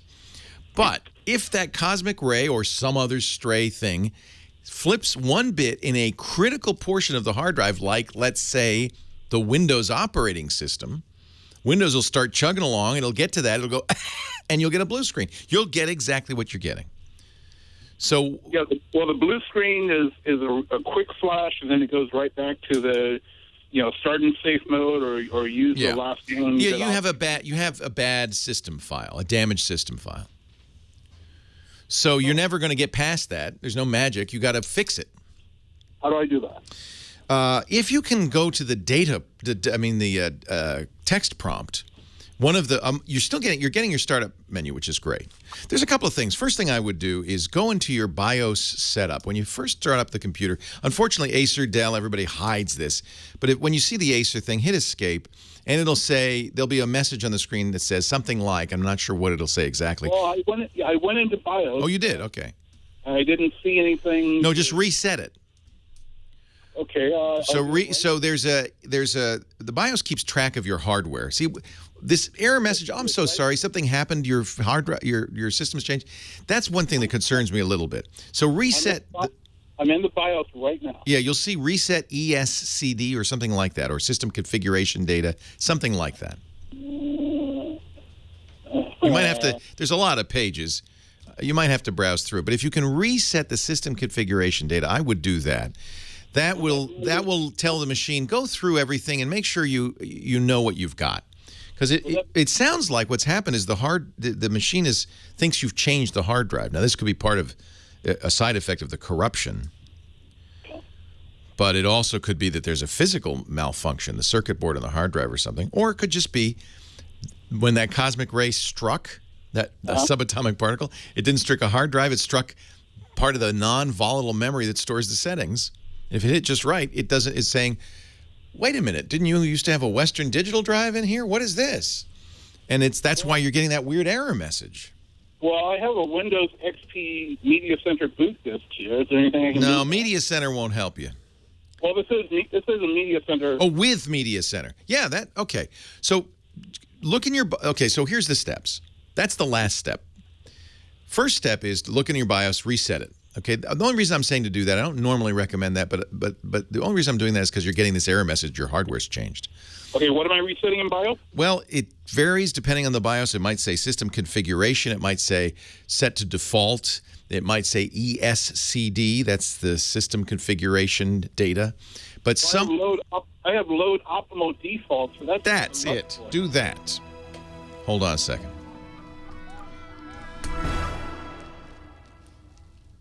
So we missed. Sorry you didn't hear that, Leo. Yeah, sorry. I'm sorry too. Okay, hold on a second. All right, we're not done with you. Okay, thank you. You're just not on the radio anymore, but you're still in my heart. Thank you, sir. I appreciate it. I almost, when you started with, I got been screwed. I almost said, "Don't worry, I am not going to let go of this call until we fix it." Well, nevertheless, you're justifying the fact that I've been a fan of yours since the TV days. Thanks. Well, let's see if we can fix it. I might be making a promise my checkbook can't cash. If I go to load optimal defaults, will that reset Windows or just the BIOS? That's the BIOS. So do that. And if you see any other reset commands, I'd still go page through it, and you want to kind of reset everything. That will make the BIOS go back, and just in case. The only reason I say that is because I hear this hardware's changed. That worries me a little bit. I still think it was the thumb drive yanked out of the port. I think I goofed up. I think I confused something. Did you see an error when you did that? Well, no, but this is when that problem started immediately after that. Well, it is possible, although unlikely, that when you remove the hard drive, you created a static charge, for instance. Thumb drive. The thumb drive, you created a static charge. You can remove thumb drives. The only thing bad that would happen is that the thumb drive might get corrupted if the thumb drive was if the computer was in the middle of a write. But Windows kind of avoids that. On Macintoshes, you're supposed to eject stuff. On Windows, it doesn't matter. Although they still have that, it is now safe to remove hardware thing. Yeah, I use that religiously. You don't need, that's, the only thing you would damage then is the thumb drive. Unless, and this is possible, you were rubbing your feet on the carpet as you walked across to the thumb drive, and then you put your hands on the thumb drive and sent 10,000 volts of electricity into the USB port. That's possible. Not likely. I don't see anything that says about system configuration, so I'm going to try. Okay, so just load optimal defaults. That's fine. And then the other thing you're going to want. Okay, once you've done that and you get to the prompt, go to the command line. You get your menu choices of boots. Go to the command line. And you're going to want to do, if you have that Windows Media Center disk, that's a good thing, because you're going to want to do something called SFC, System Scan. I don't know what it stands for. System File. I don't know. You're going to scan the hard drive. So you do is it SFC? SFC space / at the C prompt, scan now. What this does is it now looks at every system file and makes sure it's not only there but intact. It will only work if you have a Windows disk, because if it finds a missing or corrupt file, it'll say, "Oh, give me a Windows disk so I can replace it." So it's pointless to do SFC scan now if you don't have that window. But I think you do have. I think that sounds like your Windows disk. So you go through it. It'll run through. It takes a while. Run through all the system files, looking for the one that I'm suspecting maybe is corrupted, and then give you a chance to replace this. If it goes through the whole thing, you've reset the BIOS. You've gone through the scan now. It either replaced files or it didn't see any need to, and you reboot and it's still blue screening. Safe mode with command prompt, right? Yep. Okay. Now it's going through the multi-zero, disk zero. Yeah, it's going to take forever. We'll be long gone before that's done. Then you may want to reinstall. If there's no data on there, you can't afford to lose. No, crucial data. Crucial. That's why it's... all right, the good news is... Hold on, because we're now coming back on... We're going to be back on the radio. Leo Laporte, the tech guy. Last bit, little teeny bit of the show. And I have been... Because I feel so bad for Tony. Because this is crucial data he might have lost. I'm still on the line with Tony. We've been talking through the commercial, talking him off the ledge. It's okay, Tony. It's going to be okay. So we're trying to get this machine to boot because there's apparently data on there you don't want to lose. Crucial data. So we went through the resetting the BIOS. We did that. We're now running System File Checker to make sure that all the systems are okay. That's at the, so you booted to safe mode with command prompt. You type SFC space scan now. This is going to take a few minutes. But it didn't work. What do you mean? What happened?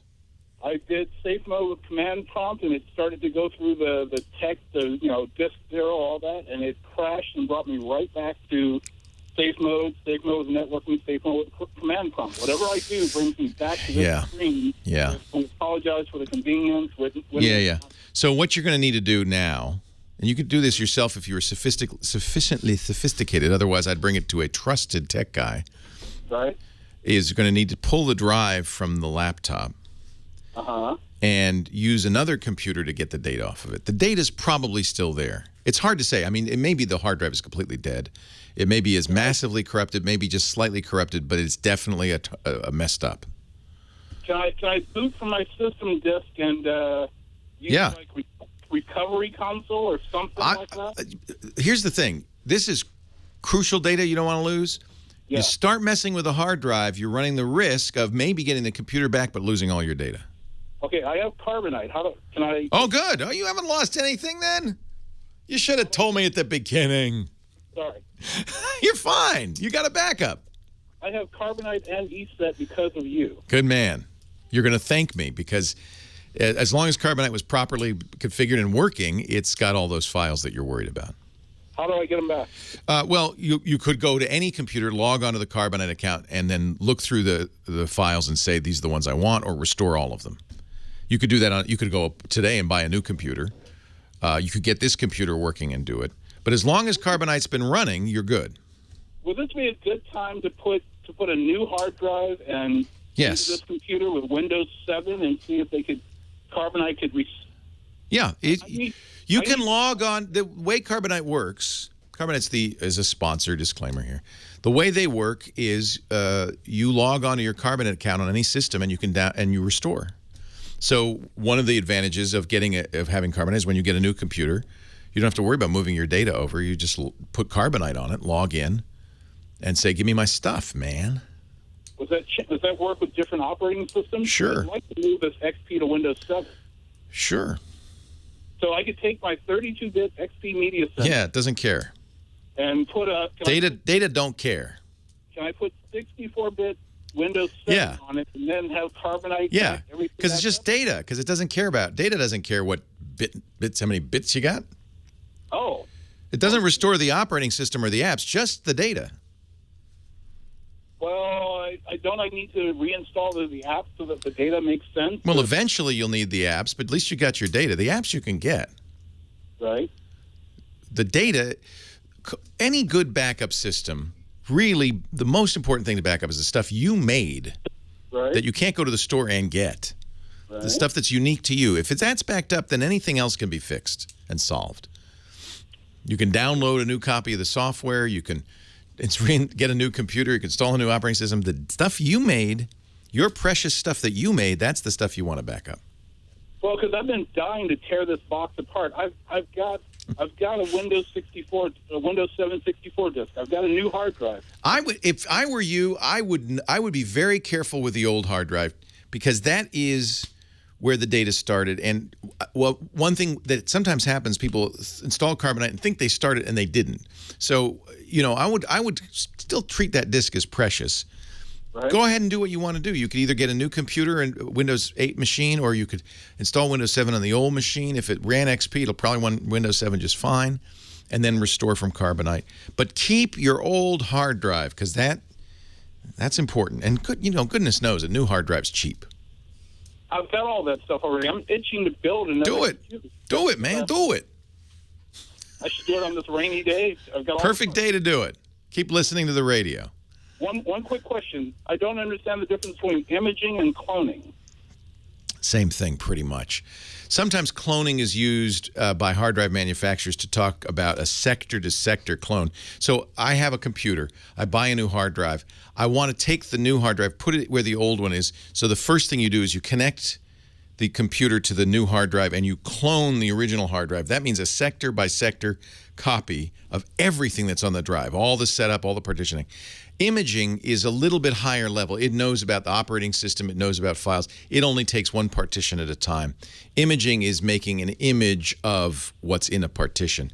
They're very similar, often have the same result, but cloning is typically, sometimes cloning is used interchangeably with imaging, but if it's not, then that would be what a cloning is. It's a sector-by-sector clone of the hard drive. Well, which one is best? Let's say I've got an old laptop. They have different uses. Cloning is really for, I got a new hard drive. I want to replace the old hard drive. And that's why it's typically the hard drive companies that provide the clone software. It'll clone the software from the old hard drive to the new hard drive. You put the new one in, reboot, and you're exactly the same as you were. And you take that old hard drive and you put it somewhere safe as a backup. And that's what I suggest doing with this existing hard drive. You could also log on to Carbonite right now with a working computer or even a phone and check to see if it's got the files. It's those crucial files that we want to be most cautious about. Most cautious about. And yeah, now's a good time to dump Windows XP. It is pretty old. Microsoft stopped supporting it last spring, almost a year ago now. There haven't been, interestingly, there really haven't been any crucial security flaws. I thought for sure that within the first few months, bad guys would go, great, let's go attack all those XP machines. They didn't, which I guess shows that Microsoft had it pretty locked down. So, but nonetheless, it's expired. It's past its best buy date. So, yeah, get Windows 7. Nice. It was a very nice operating system. Dan in Bakersfield, Leo Laporte, the tech guy. Hi, Dan. Oh, hello, Leo. I've talked to you a few times in the past. I actually don't have a frivolous question. I'm stuck. Well, like the last guy, I'm here to help. What can I do for you? Every 5 years for my music studio, I build a new system. Nice. And I just did it, and I went. Thank you for PC Perspective and the Tech Report recommendations. Good. Those were very informative. I learned a lot of stuff that I could never learn from Tom's or any other place. Good. Yeah. My friend Ryan Schrout runs PC Perspective, does a great job. PCPER.com. They're what we call an enthusiast. Easy to read pages. Yeah, I love it. It's an enthusiast site. So you use Windows. What music software do you use?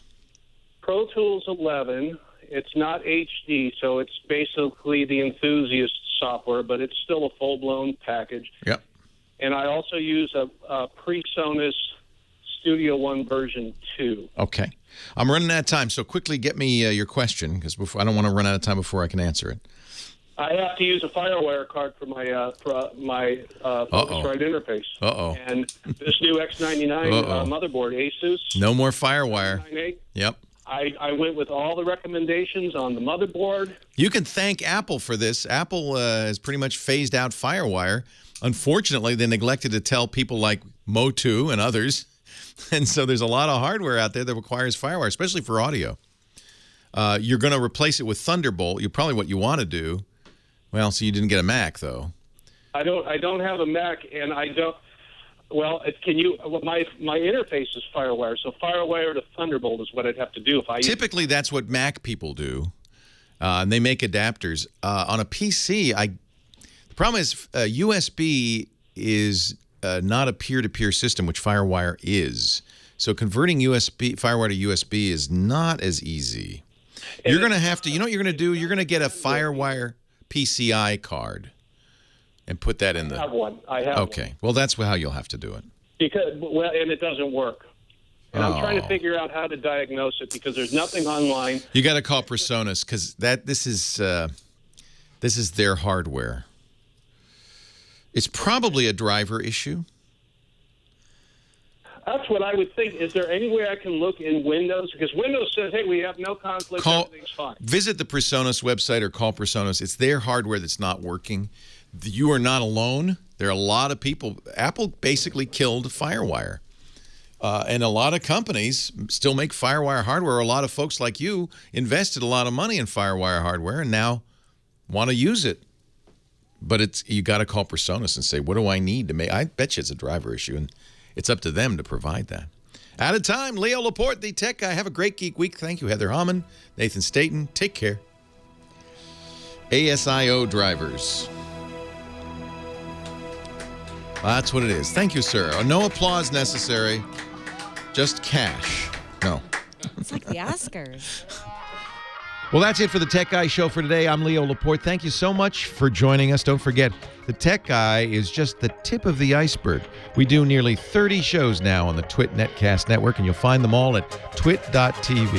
We talk about Windows on Windows Weekly, Macintosh on Mac Break Weekly, iPad on iPad Today. You get your daily dose of tech news from Tech News Today, and our weekly roundtable show, This Week in Tech. It's all at twit.tv.